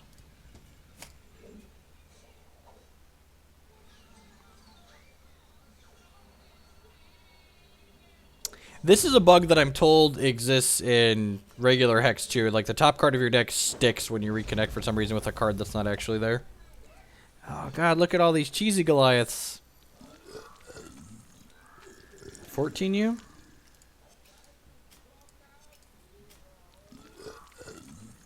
So the cheeses are, at the beginning of every turn, my cheesesmith creates a random cheese and puts it into my hand. So, Mass Polydingler doesn't seem bad against what my opponent has going on. That seems fine. Croc is probably fine. Eye of Creation seems a little medium. I think I'd rather have Dingler than Eye of Creation.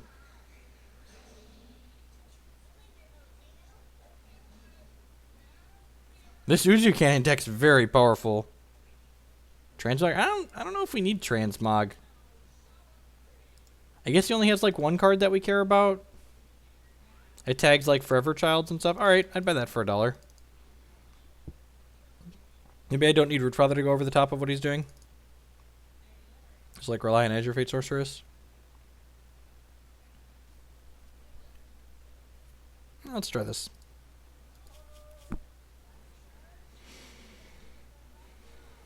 We've got some ideas for a few changes we want to make to the reserves, and maybe a couple of main deck cards we want to swap after this gauntlet for sure, though. I think we're 3-0 right now, so we have at least 2 more. possibly more.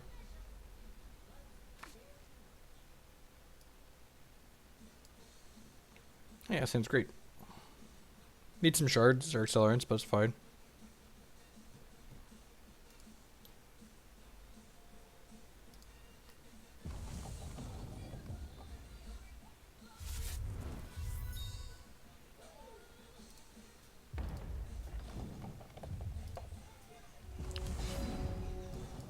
Yeah, 5-drop. That's exactly like a shard. We still have Balthazars in our deck to like go over the top of our opponent plus Azure Fate Sorceress, so I think it's fine.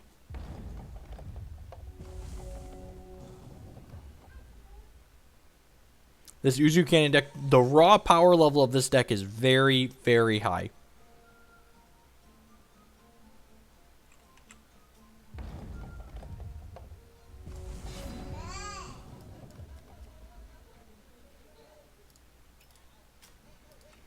Alright, still haven't drawn a shard. Got one more draw step to do that.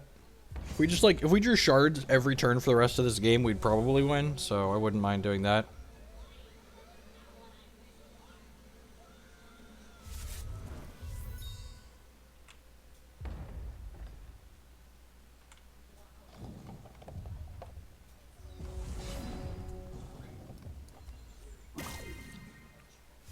This deck is based around abusing the fact that Azure Fate Sorceress is a busted hex card. You play Azure Fate Sorceress alongside Wrathwood Moss Monster, and your Azure Fate Sorceress has damage and spell shield, and it makes your Wrathwood Moss Monster basically unkillable.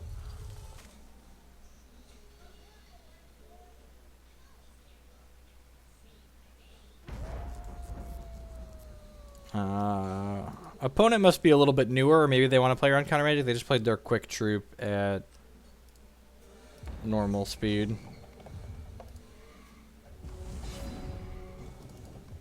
So we don't have a or a Ruby gem just yet, so we're not going to get damage from these Azure Fates, but the Azure Fates are spell shield, so I'm just going to go ahead and get them into play, so that way when we hit a shard and make Ruby, we have them down and can start bomber manning him out with our big troops.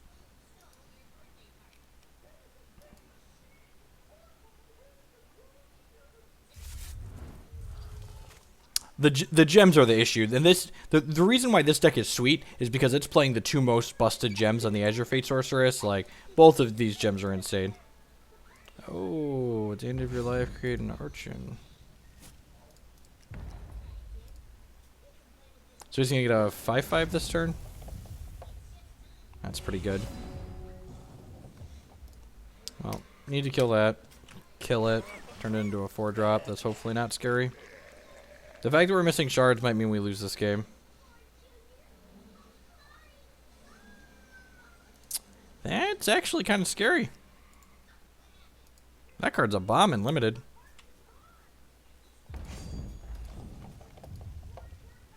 So, the thing I think people are doing wrong with Forever Child, and this might be a card that we brew with at some point, I feel like my opponent's deck is too all in on being a slave to its theme, and you really just want to play Forever Child in kind of a good stuff mid-range type deck that like has incidental life gain. Like let's play Forever Child alongside Vampire King, and let's play Forever Child alongside Vampire Princess, and other things that just like are playable cards that happen to gain you life here and there. Forever Child, it's important to remember, also has life drain itself, so it's self-enabling, so you don't need all these other life gain cards to make Forever Child be good.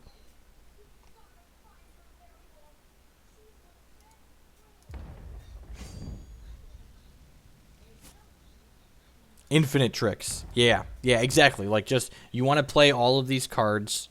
You want to play these cards that are reasonable, that are all reasonable together. That's pretty good.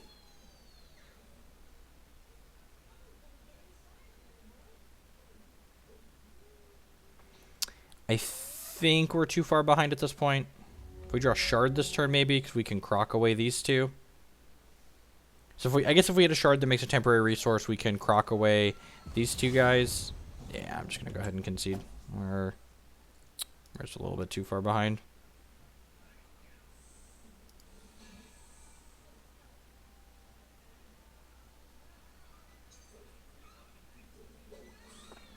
I call that a challenge, Ziggurat. And we have Uzzu. Uzzu fixes all pains.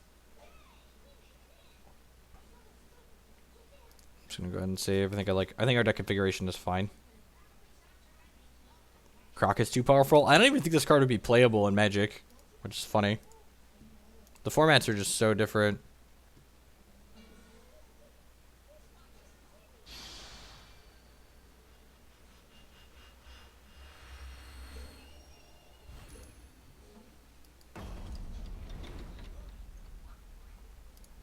Play first.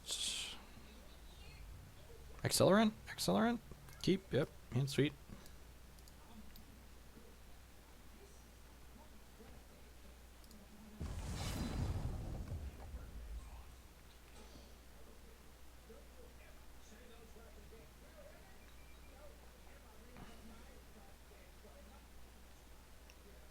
See, even that's pretty all in on his theme. I'd like to play it. I'd like to build the deck as just like a mid-range deck that's playing Forever Child as like a value-generating troop towards the top end that also helps you stabilize against aggressive decks.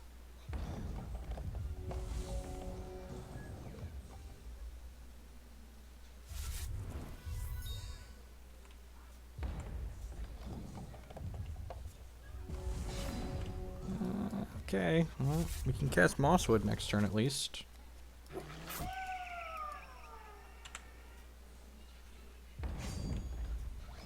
Nah, I missed a point of damage. That was a free attack. Probably doesn't have any... I guess you could have, like, Totem Trap or something weird like that.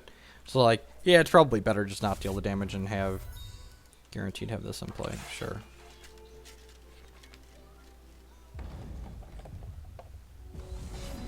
Yeah, it's unfortunate. I'm gonna go ahead and put G-Smith into play. I'd much rather play Moss Monster post Azure Fate Sorceress, so... We're gonna try and wait a turn to draw a Sapphire Shard.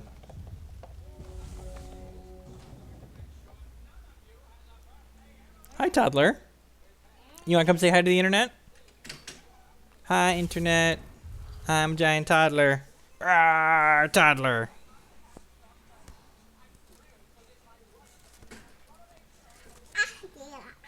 Yeah, you happy, toddler?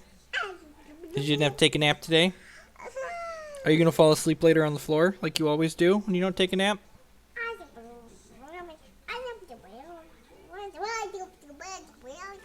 Really? You think so?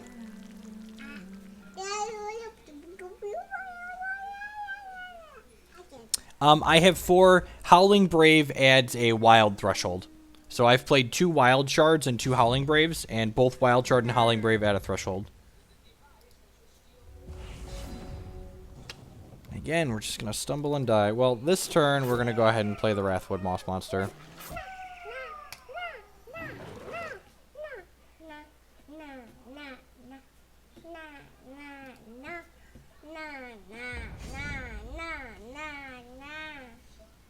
I mean, I'm definitely a scrub. God, could you imagine if we would just hit a resource and gotten to croc him here, how over this game would be? And this deck is like mono resource, but we've got like 23 shards, 4 Howling Braves, 4 Chlorophilia, 2 Wellspring. Like, the deck's over half resources. It's super unfortunate.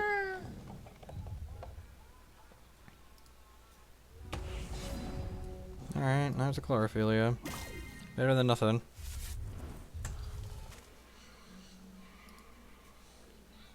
Better than nothing. Hit 2G's Goliaths. Still can't cast this Transmog, unfortunately. His hair is great. It's super long, too. You gonna get him? Say, get him. Roar, get him. Roar, get him.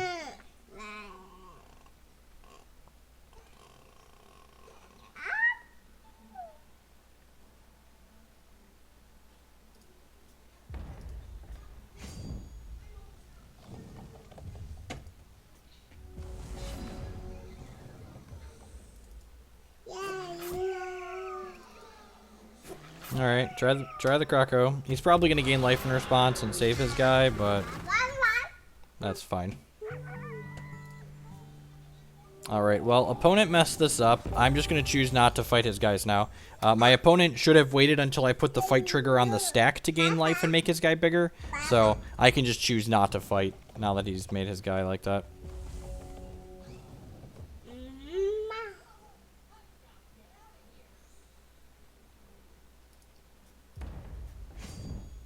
And again, it looks like we're kind of threshold screwed, but we're only threshold screwed this game because we haven't drawn shards. Like, if we just hit shards, we have plenty of thresholds. Like, now, we get to play this, and this. Maybe I should be greedy even and cycle that. But this gives us a Sapphire threshold, which then lets me play this Azure Fate Sorceress.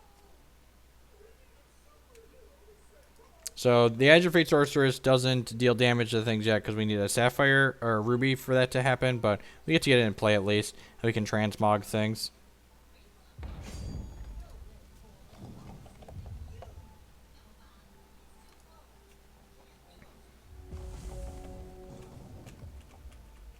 I wonder what his hand is.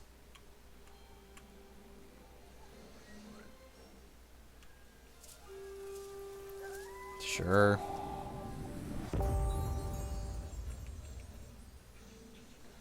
We get to play Balthazar next turn and draw some cards, hopefully draw out of this shard screw.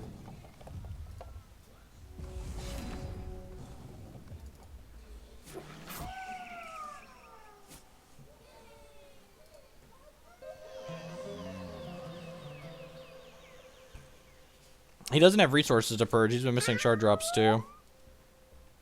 Oh god, I would tilt off so hard if we miss shards there. We're gonna discard our cheese this turn. So every cheese Goliath is going away here.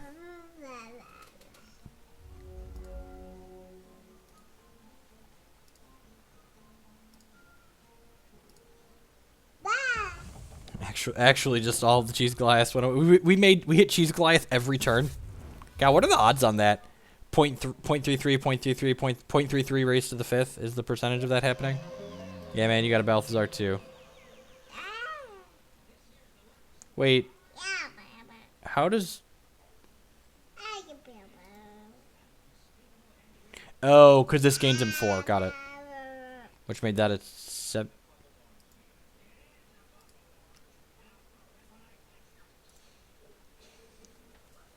Oh, that's sick. This is a great combo. Balthazar gains you life and then draws cards. So Balthazar doubles this up. And I could have just prevented him from drawing all of those cards by transmogging this, but I just didn't think about it and clicked through.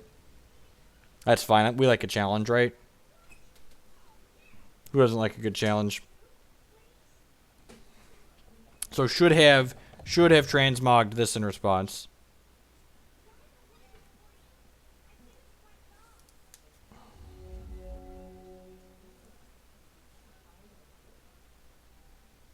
So, mistakes were made there. Opponent would have only drawn 3 cards likely if I would have transmogged this in response.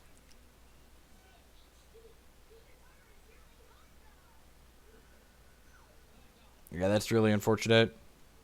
I even played a wild shard out instead of this Shard of Instinct so I could keep transmog up for this in the event something like that happened.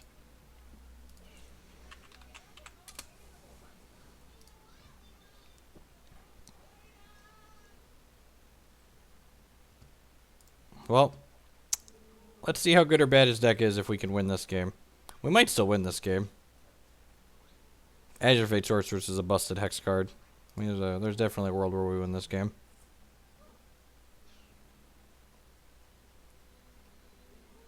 Hopefully we hit a Ruby Shard next turn. It's very possible I should have cycled that Shard Prism to get Ruby and Sapphire. Discarded a Forever's Child. That's terrifying.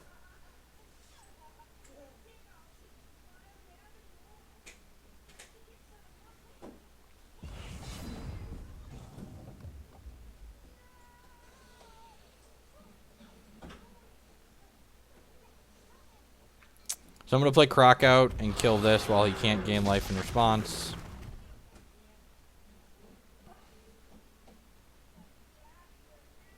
I'm going to kill this and Balthazar because Eternal Sage can kill these 1 toughness guys.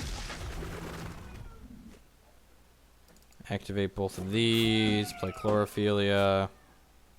We hit another Cheese Goliath.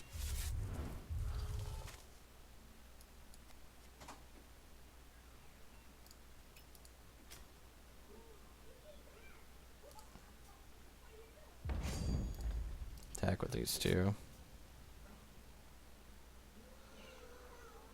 So next turn, we're actually going to have Ruby Threshold, because we play this Wild Shard and it gives us another charge for our champion.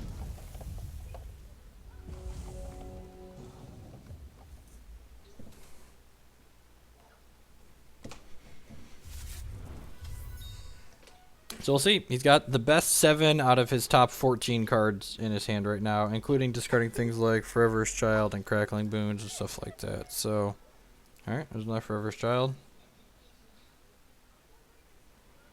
I'm assuming he's going to activate his champion ability. Put a stop in his second main here, so that way I can transmog this before he gets to the end and gets an Orochin.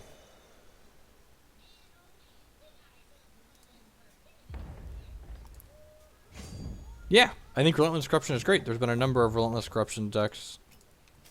Let's transmog this. Have something that's not Forever Child. When an Orc you control, to create a Savage Raider and put it into play. Sure.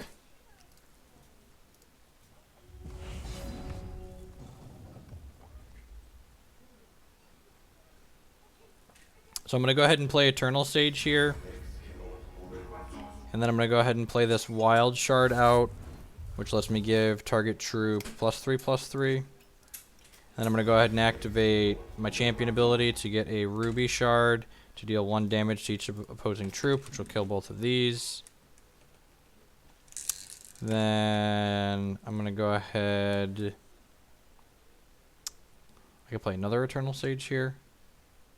I think I might want to save that actually. So let's ship with these. Seems fine. Attack for 20. Opponent's at 39. No, we're just gonna kill her. We're just gonna kill him. Although I guess the mill gem would have gotten rid of milled him out faster than attacking for damage would. So maybe that's valid, but I think he's still gonna die.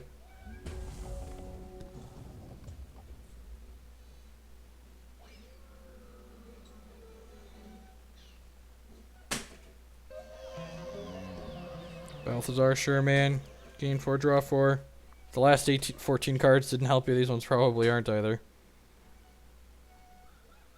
So next turn, we get to Croc and eat these 2 things. Yeah, we definitely would have beaten him with the Mill Gem. That's a good call. And little things like that are like just small percentages you can gain. Looks like we're likely still going to win this game without it, but we'd have been better off if we had it.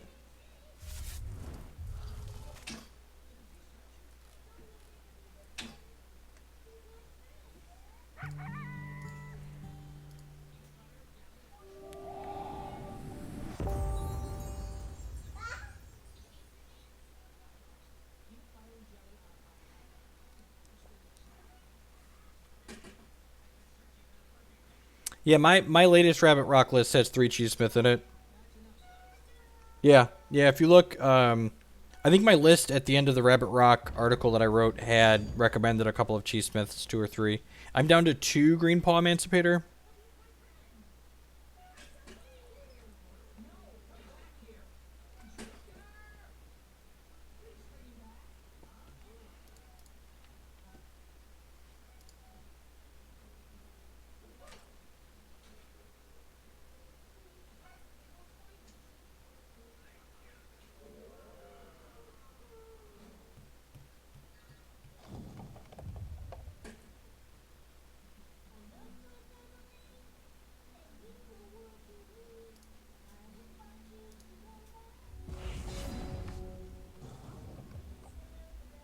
So this should kill him, right? We play this. Yeah, opponent's dead.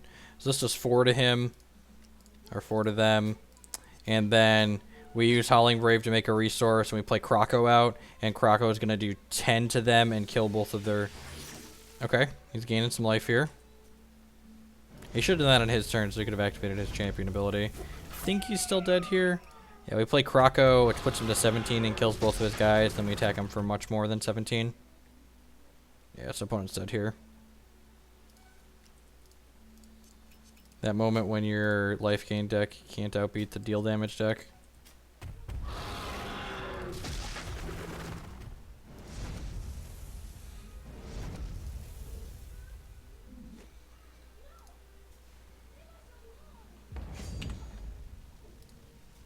Rawr.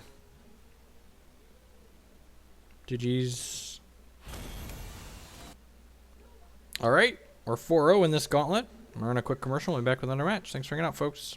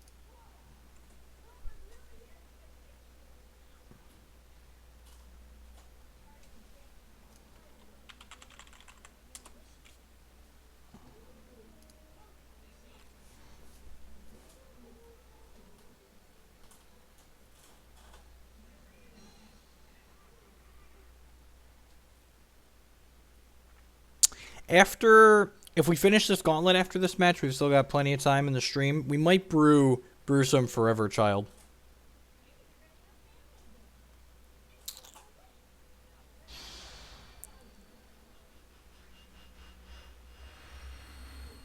If we win this match, that puts me to 10-1 with the deck.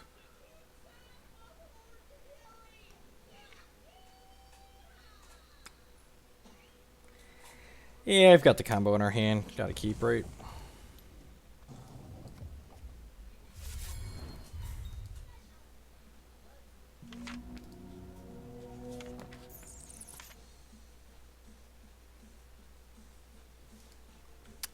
The Boris decks don't seem impressive to me.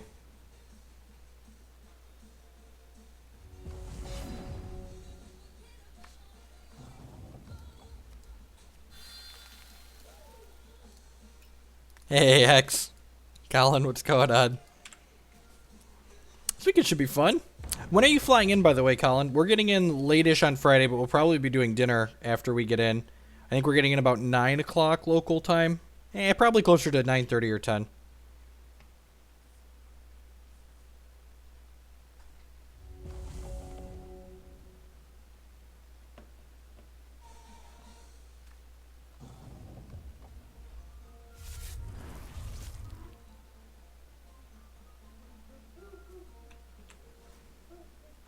Almost midnight. Okay. Yeah, I've done those flights plenty of times.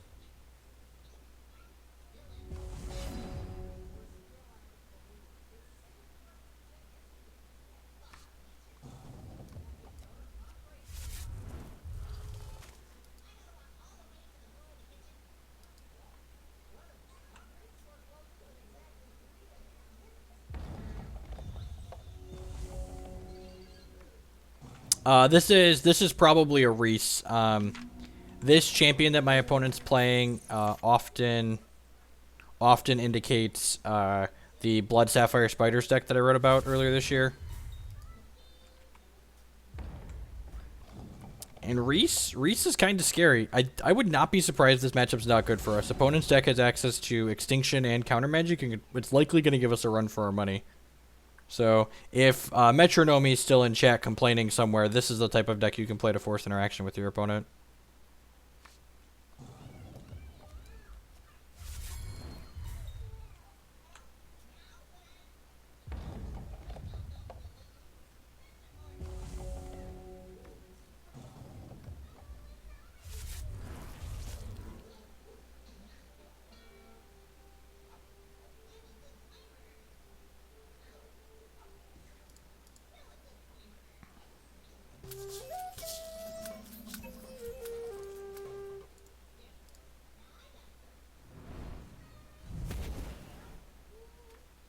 Cycle Shard Prism, get another wild. Well, this is good. This means our Azure Fate Sorceress is resolving next turn. Hopefully it doesn't get Extinction to the following turn, but it is going to resolve at least, and that'll feel good. Hopefully we get to resolve Wrathwood Wasp Monster the turn after. I feel like you only expose yourself here if you have Extinction to cash in, but we'll see. He could just not have Counter Magic and not want to represent it. That's a good card to recover from an Extinction with. Let's get her in here. Deal 2 to you. We'll see if opponent likely has access to Closed Coffin's Post Reserve, which is a very scary card for us. So I think we're supposed to board in Chomp automatically. We haven't played against the Blood deck today, have we? I think we automatically board in Chompasaur against any deck that has Blood in it.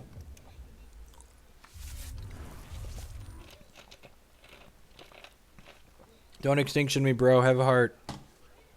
Have a heart. No.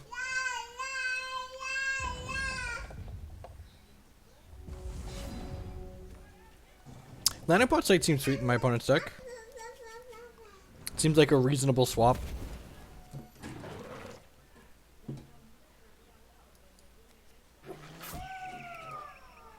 Hey, don't take that. You broke that yesterday. My toddler destroyed my cell phone yesterday. Great. Took it and flung it across the room at a restaurant. Wonderful.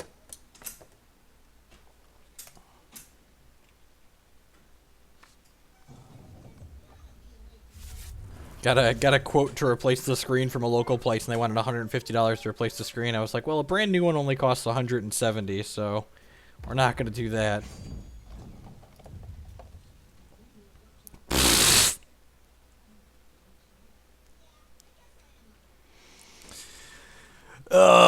Okay, so people that haven't seen Reese before, this creates a random robot at the end of every turn, and he just won the random robot lottery. You know. Well, we're gonna play Croc and try and trade Croc for his Reese.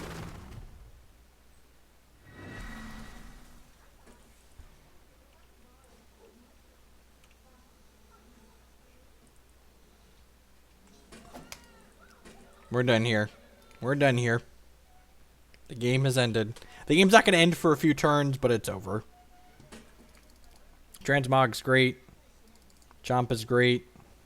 Cluckadon is not great. Croc's probably fine. I seems medium.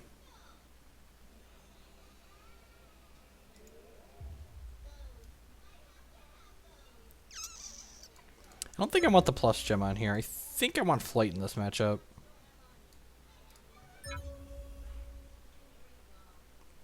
I can also put Quick on here.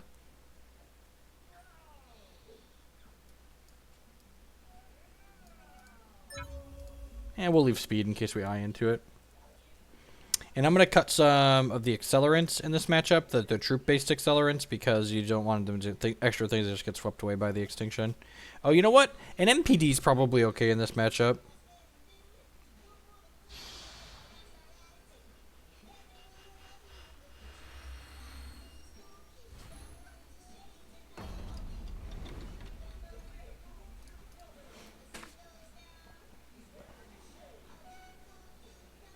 Yep, Santa keep post reserves.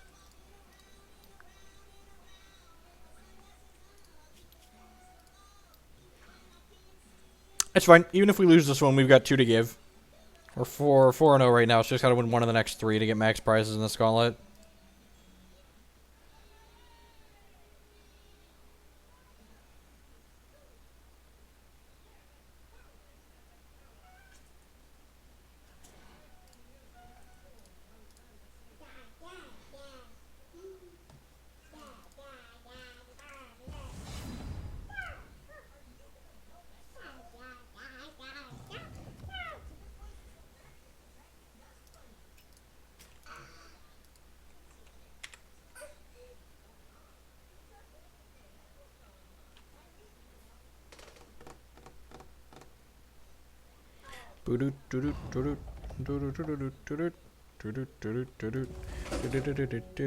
You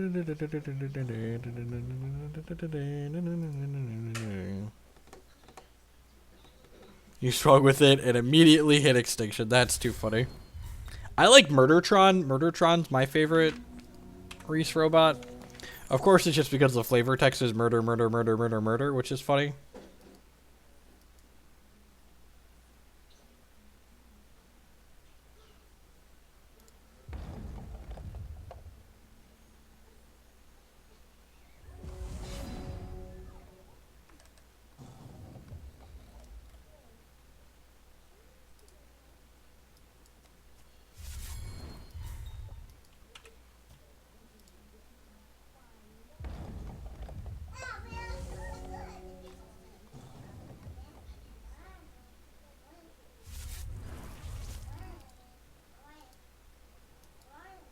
God, this deck only plays 2 Reese usually.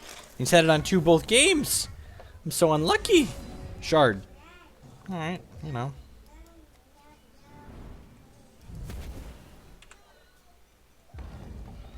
I have my standard deck locked in for the weekend. There will be no more standard testing.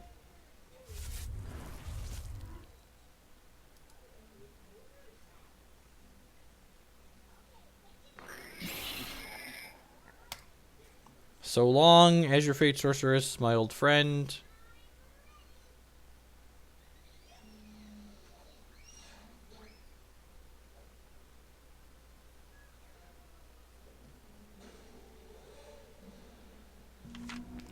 Oh, you know what's funny?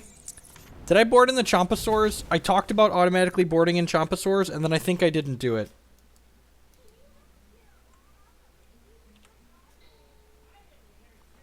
I am playing something new at this event.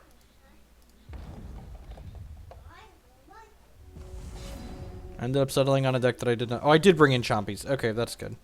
We unfortunately don't have shards, though. Sad.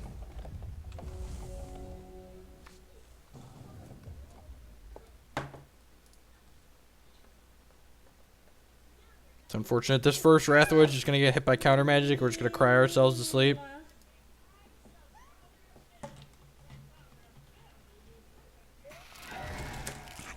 Fenteo, alright, we can interact with that one. Transmog your Fenteo ass. Get it out of here. Oh, yeah, that's an upgrade. He's got a 2-1, it's so scary. Shard that makes a temporary resource. Okay. On the road to redemption. Rawr, Wrathwood.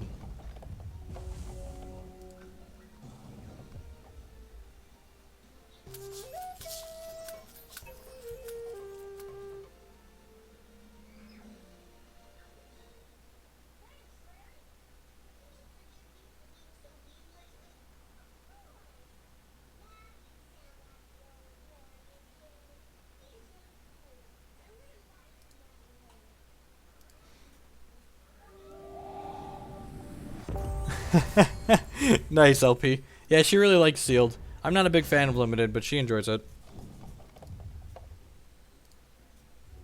So Chomp can actually kill the... Chomp can kill the robots that this makes, which is nice. Swing with my monster. Depending on how good or bad his hand is, we might not be out of this game if we draw a shard next turn.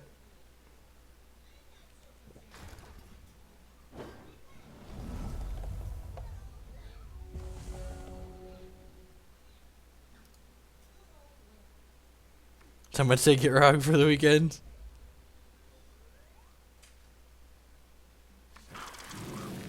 X-Art's pretty good. Please, Chomp and no interact, Croc and no interaction. What are the odds of that? What are the odds he has no kill, no counter magic, and we hit a shard? Pretty low. It's like negligible. Okay, 3/3. It's a good average robot. Shard that makes a temporary charge.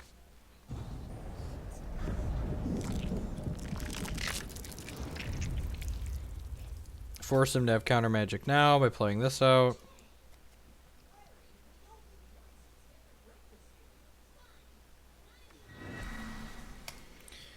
Yep.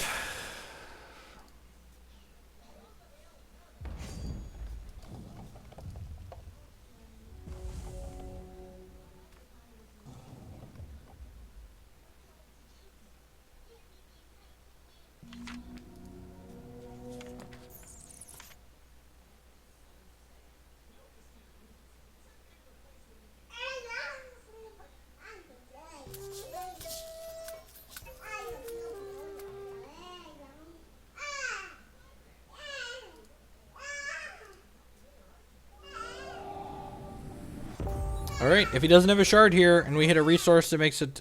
Ah, dang it, he has a shard. He has a shard. Play Oracle song, play Oracle song, play Oracle song. Alright.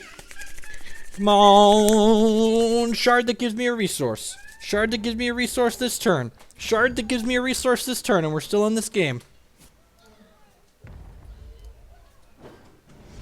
Shard that gives me a resource this turn, and we're still in this game. Come on. Come on, come on, dealer. Come on, dealer. Ah, dead. Alright, let's try again. Let's try again. Oh, stumble and die. Live by the sword, die by the sword.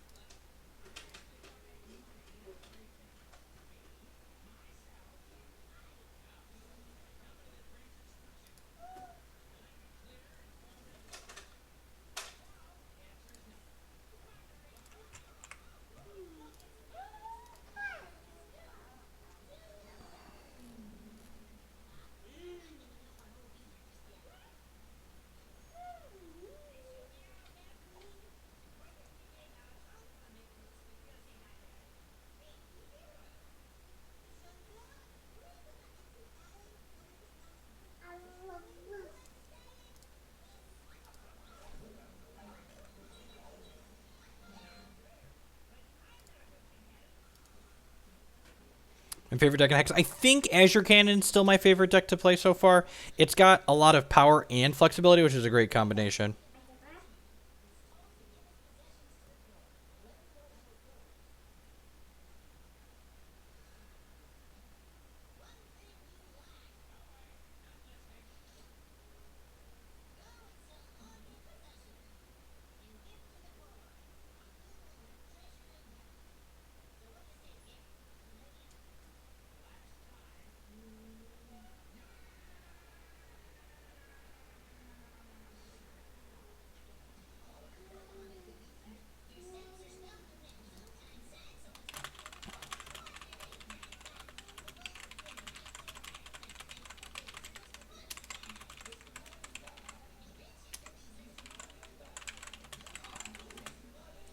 We're going to take a brief pause here for a moment while I wait to queue.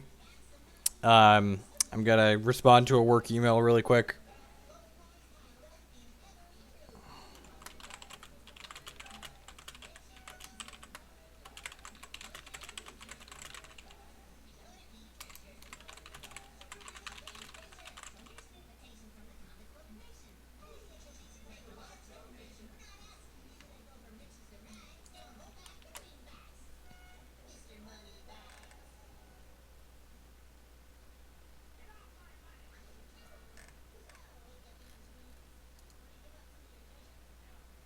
Good time for an ad? Yeah, good call.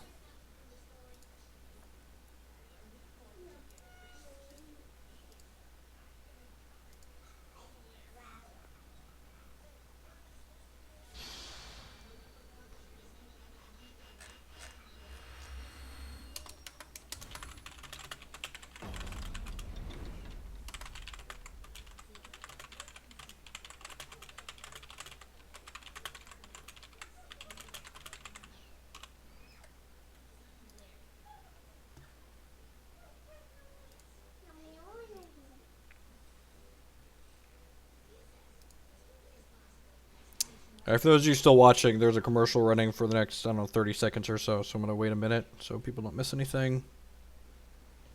Since it queued as soon as I ran that.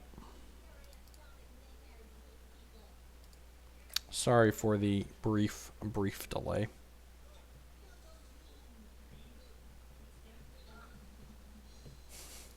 Thanks for the plugs, Dino. I mean, anything with Chew sounds like a Pokemon, right? Like, it's just the Pikachu.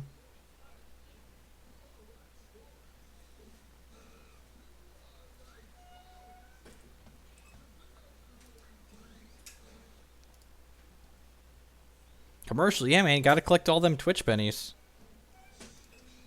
The more money Twitch makes, the happier my wife is. And anyone who's married knows that the key to a happy life is a happy wife. And plus, you know, since Twitch started making some amount of money, she's less annoyed that I stream all the time, which is great. Ezeeks with the brand new sub. Welcome to the stream, mate. I really appreciate that that next level of support. You bring us to 87 out of 150 towards our next stream, so welcome. Get some sweet emotes, and you help me keep doing what I do as often as I do, so thank you for that. No, the learning curve to Hex is pretty low if you're familiar with Magic. Check this article out. It basically describes everything you need to know in as little words as possible. My opponent's also likely playing a heavily interactive deck like last opponent, but they don't have access to counter magic, but they do have access to extinction.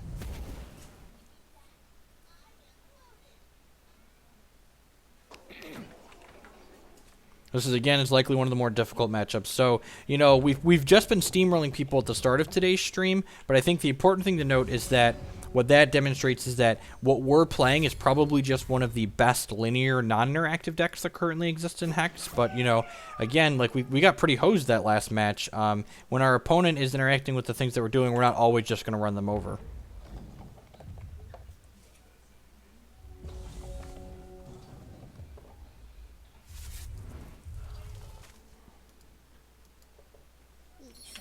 I should give you a fair warning that if you're coming from Magic and interested in getting into Hex, the more Hex you play, the less you will like Magic.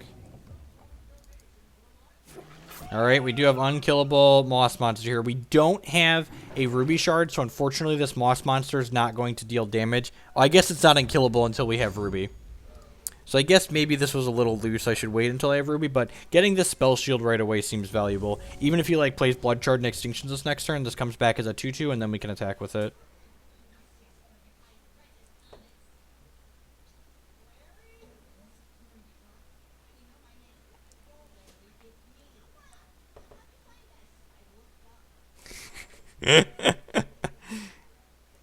Like, Magic's always gonna have a place in my heart because, like, the social aspect of Magic is a lot of fun. I enjoy traveling to events and I enjoy meeting people in person. But honestly, on like a game-to-game comparison, Hex is just growing on me more and more. I really like the things that this does as an actual game in terms of the mechanics and stuff like that.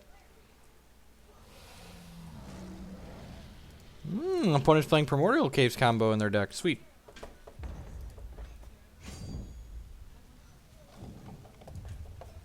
Ruby Shard, Eternal Sage.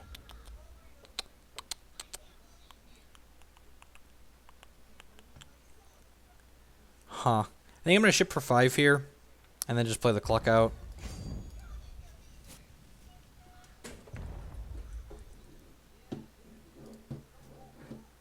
Not be surprised to see him. Wow, no chump. Okay. I'm going to play another Cluckadon out. I want an Azure Fate Sorceress to follow up the... follow up an Extinction when he casts one eventually. Yeah, I know. We really need to hit a Ruby Shard here. There are specific things that I like. I like the information game that the champion dynamic adds. Like, the fact that you can make educated decisions based on what champion they're playing is great to me. I like the fact that champion charge powers give you a way to be less punished when you eventually flood out, which you're always going to do in games like this.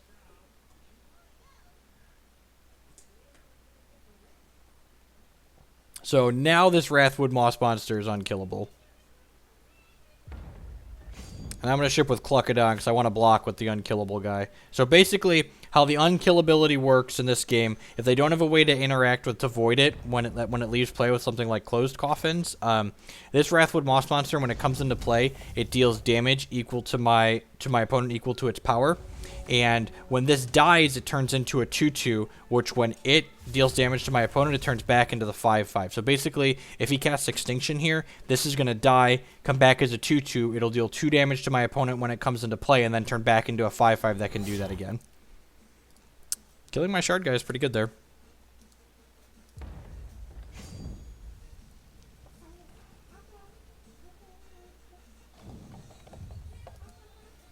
Drag Tusk was really obnoxious in Standard, though, to be fair.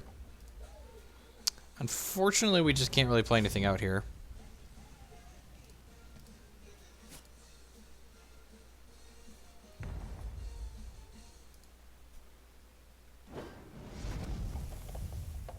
Opponent is getting lower and lower here.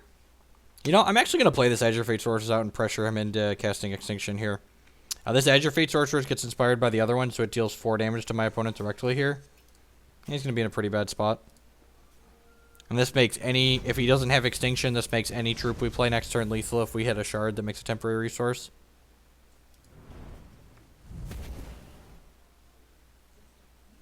So I like the pressure this is putting on him. This Primordial Caves card is interesting. Every time my opponent draws a troop, or sorry, when a troop enters their hand, he adds counters to these caves equal to that troop's cost. And when they hit 10 counters, they create a random dinosaur. Vampire King, sure. So I need to hit a shard. If we hit a shard that makes a resource this turn, our opponent dies. That's unfortunate. So yeah, I'm just going to go ahead and eye for 1 here, I think.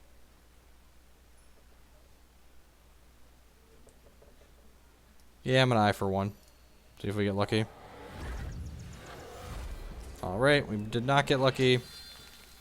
So eye is kind of like Genesis Wave. It reveals the top number of cards from our deck equal to the X paid, and then it puts any troops revealed that way into play. So I'm just going to continue to pressure here. Again, he can't really kill this because it'll come back and deal a bunch of damage to him. Yep, needs to block both of them. Vampire King does life drain for him, so that's pretty good. And if he starts triggering dinosaurs here, we could be in trouble.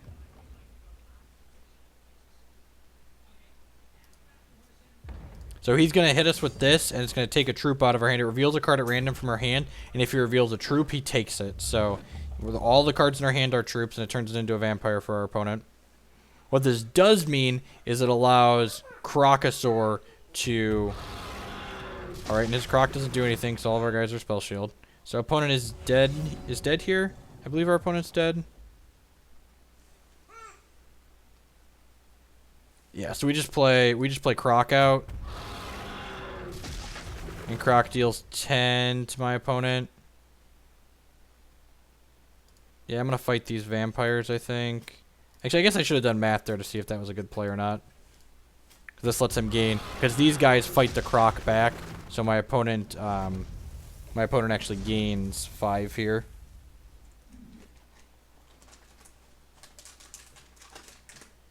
Attack with Wrathwood Moss Monster here. Because he can't block it, because if he blocks it, it comes back into play and kills him. So he just like up a creek without a paddle, basically.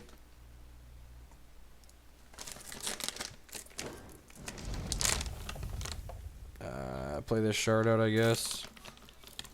Here, try and eat some of those. Do you like the butterscotch pieces? There's no chocolate in this trail mix. Sorry. There's no chocolate in there. It's trail mix without chocolate. I know you want candy pieces. He found... Jake emptied my backpack out. Had found my bag of trail mix that I bring to events with me. Oh, the full swing was lethal. Yeah, you're right. I just wasn't counting. He's dead. He's dead 6 ways here. Look, this deck is good enough that I can be sloppy and win. Didn't we prove that against Wintermoon? He's dead even if he has Extinction here.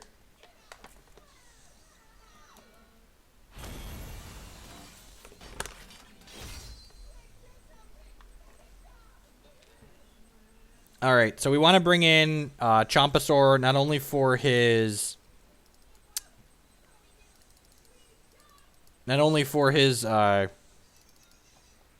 I'm blanking. Not only for his Primordial Caves, but also because he's probably bringing in Closed Coffins. I'm going to cut the Howling Braves, because again, against Extinction decks, you don't just want to get all your dorks swept away. I'm going to cut 1 Crocosaur, 1 Cluckodon, 1 Balthazar, I think. Nah, that's got to be wrong. I'm going to trim Wellspring, too. Just board out some of the acceleration, just be a higher threat density. Bring another Eye of Creation. I boarded down some of these things because, like, if he gets Closed Coffins online, I don't want him to like void all of our troops so easily.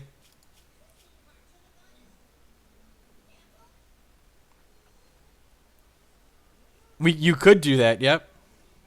Why does that never apply to me? You need to play decks that are more busted. When your deck is busted, you can be sloppy and win.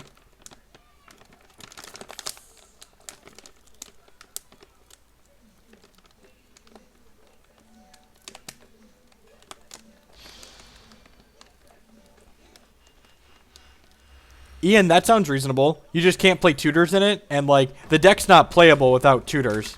Like it's already barely playable, and you need fetch lands and tutors for it to be playable.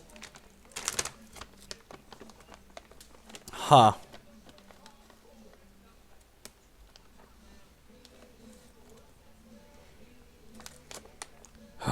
Any shard in this hand's okay. Any wild shard in this hand's okay. Yeah, I just don't like to mulligan against the deck my opponent's playing. Like, we're pretty likely to draw a wild shard at some point. Even if we don't draw a wild shard, like, we draw another Sapphire shard, we can, play Sapphire, cycle this. Never didn't have it. Hashtag skill game. Hashtag better player always wins. Hashtag had it.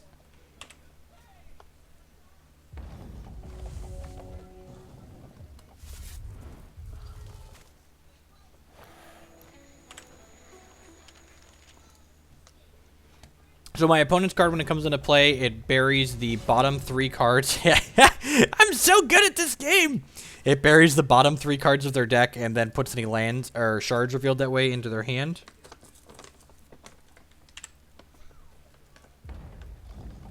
Look, just because we kept the hand, if we keep the hand and win this game, that doesn't mean the keep was correct. I will take arguments either way. I also just don't like mulliganing against attrition-based decks.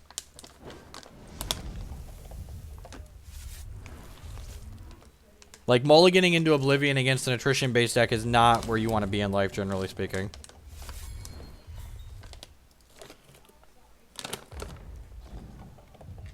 Oh, there are candy pieces in there. Look at that. You found a candy piece. Oh, there's Reese's Pieces in here, aren't there? Okay, I understand what you're digging for now. Eat the pretzel, too. Thank you. Battle of Wits is unplayable because of the shuffling things it imposes upon your opponent. Imposes upon you. You will get DQ'd for insufficient randomization. You will get game losses and then eventually DQ'd for insufficient randomization while playing that deck.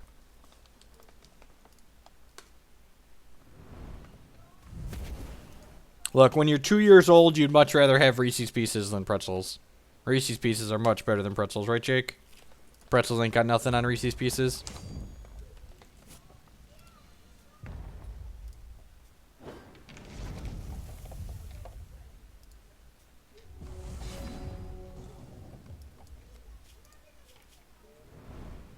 Yep, the no shuffling is definitely a plus.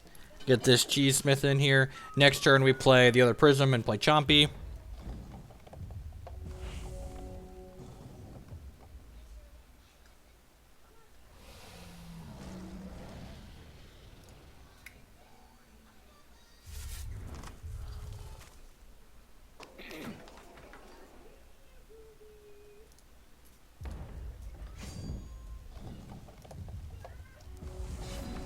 Alright, Chomps, time to go to work.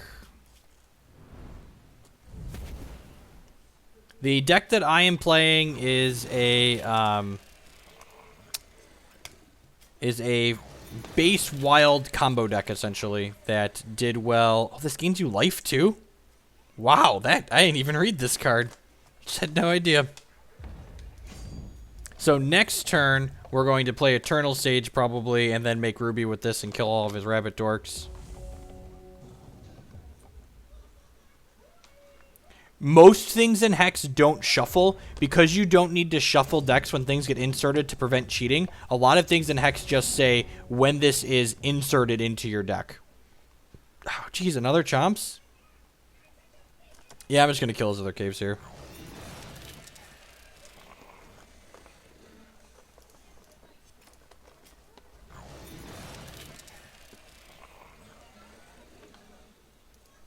I'm proud of him. He's eating everything except the peanuts. That's fine. You're eating the pretzels. I'm proud of you, kiddo. I can't just get one guard advantage. Yep. Yep. He's going to be dead pretty quickly here if he keeps bricking on a second blood. Okay. Would not be surprised to see extinction here. And extinction is really... Oh, VK, really? Okay. So hopefully we hit a shard that provides a temporary resource this turn. That would be ideal. So that way we can go Sage, play shard, transmog this. Mass Poly Dingler. So I think I need to transmog this Vampire King this turn. We just have too many troops in our hand, especially since this Cheese Smith has made us the troop cheese every turn. Hey, hey, hey. Stop it. You're not digging. You're done digging in here. Eat what's on the desk.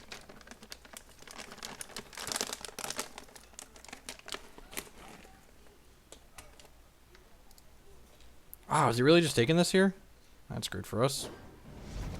Alright, play Wrathwood Moss Monster. Still have 8 cards in my hand, so let's just transmog this now. That's actually pretty good. Makes this thing deal double damage. Yeah, it's worse than a Vampire King, obviously, but it's not irrelevant. Random cheese, right? How many cheese Goliaths has this thing made?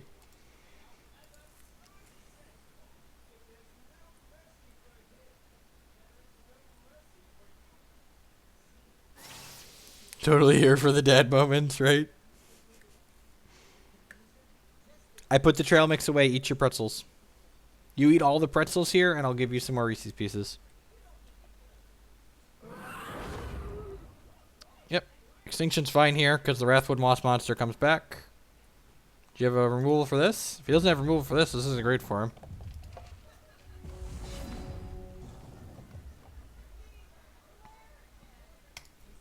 And actually, I'm gonna play this, and I'm just gonna make Wild here and crush him down really quick. So, the Eternal Sage does something every time we gain a threshold, and when we make a Wild threshold, it gives target troop +3/+3. So go ahead and attack for 5, and then when this hits our opponent, it transforms back into the other guy.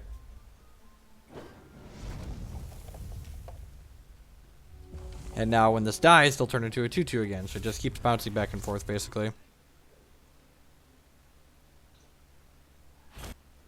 Alright, got him. Sweet. 5-1. So I have 2 5-1s with this deck. 10 and 2 across two gauntlets. Let's take a look at the deck and talk about some things that we can change, maybe improve a little bit here. The reserves, I haven't been using a lot of cards in the reserves, so I definitely want to do some work here. I don't think this deck needs Carnosaurus. Actually, what I really don't think, I don't think we need all these Gale Forces. The Carnosauruses are probably fine for the aggressive decks alongside Cluckadon. Oh, are you just looking for the candy? You didn't want to actually sit in my lap, you wanted to find where I hid the candy? Brat. Alright, so what do we want? We wanted lullabies for the board, and we wanted, I wanted 2 lullabies at least, and 2 Verdict of the Ancient Kings, I think. Do I have room for these? I feel like I want to cut Eye of Creation for at least one of these. I feel like I want a second one of these in the reserve somewhere.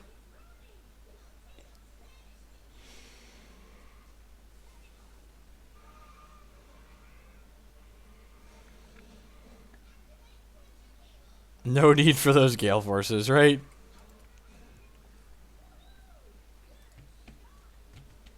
Yeah, I'm just gonna do 1 for now. See how that feels. I mean, Lullaby is also good against McBombus. Lullaby is anti-polymorph Dingler. So when your opponent mass polymorph Dinglers you, and we just can't really interact with that, we can attack with all of our troops, and Lullaby says revert all of the troops in addition to preventing damage. So, Lullaby, queuing up Ruby, yep. Look, the one or two times I played against Bombus, I don't even think, like, the new builds of Bombus that are playing, like, Thunderfield Elder and Thunderfield Tier, I don't even think Gale Force is that good against them. Like, they're not mono flyers anymore. They have a flexibility troop, so.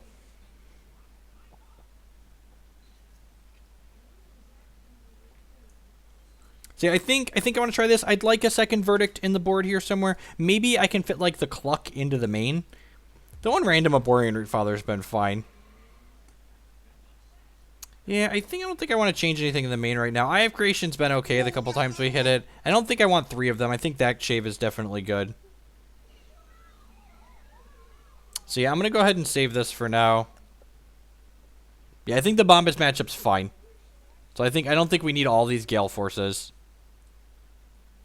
And actually, you know what? I'm just going to play 1 Gale Force. And, like, maybe we're going to get steamrolled by Bombus at some point, and I'll put that back. But I think with 2 Karns, 4 Clucks, and, like, the ability to just, like, race our opponent, like, a lot of the times against Bombus, you just, like, play Eternal Sage, and then there's this 5/5 that they just die to.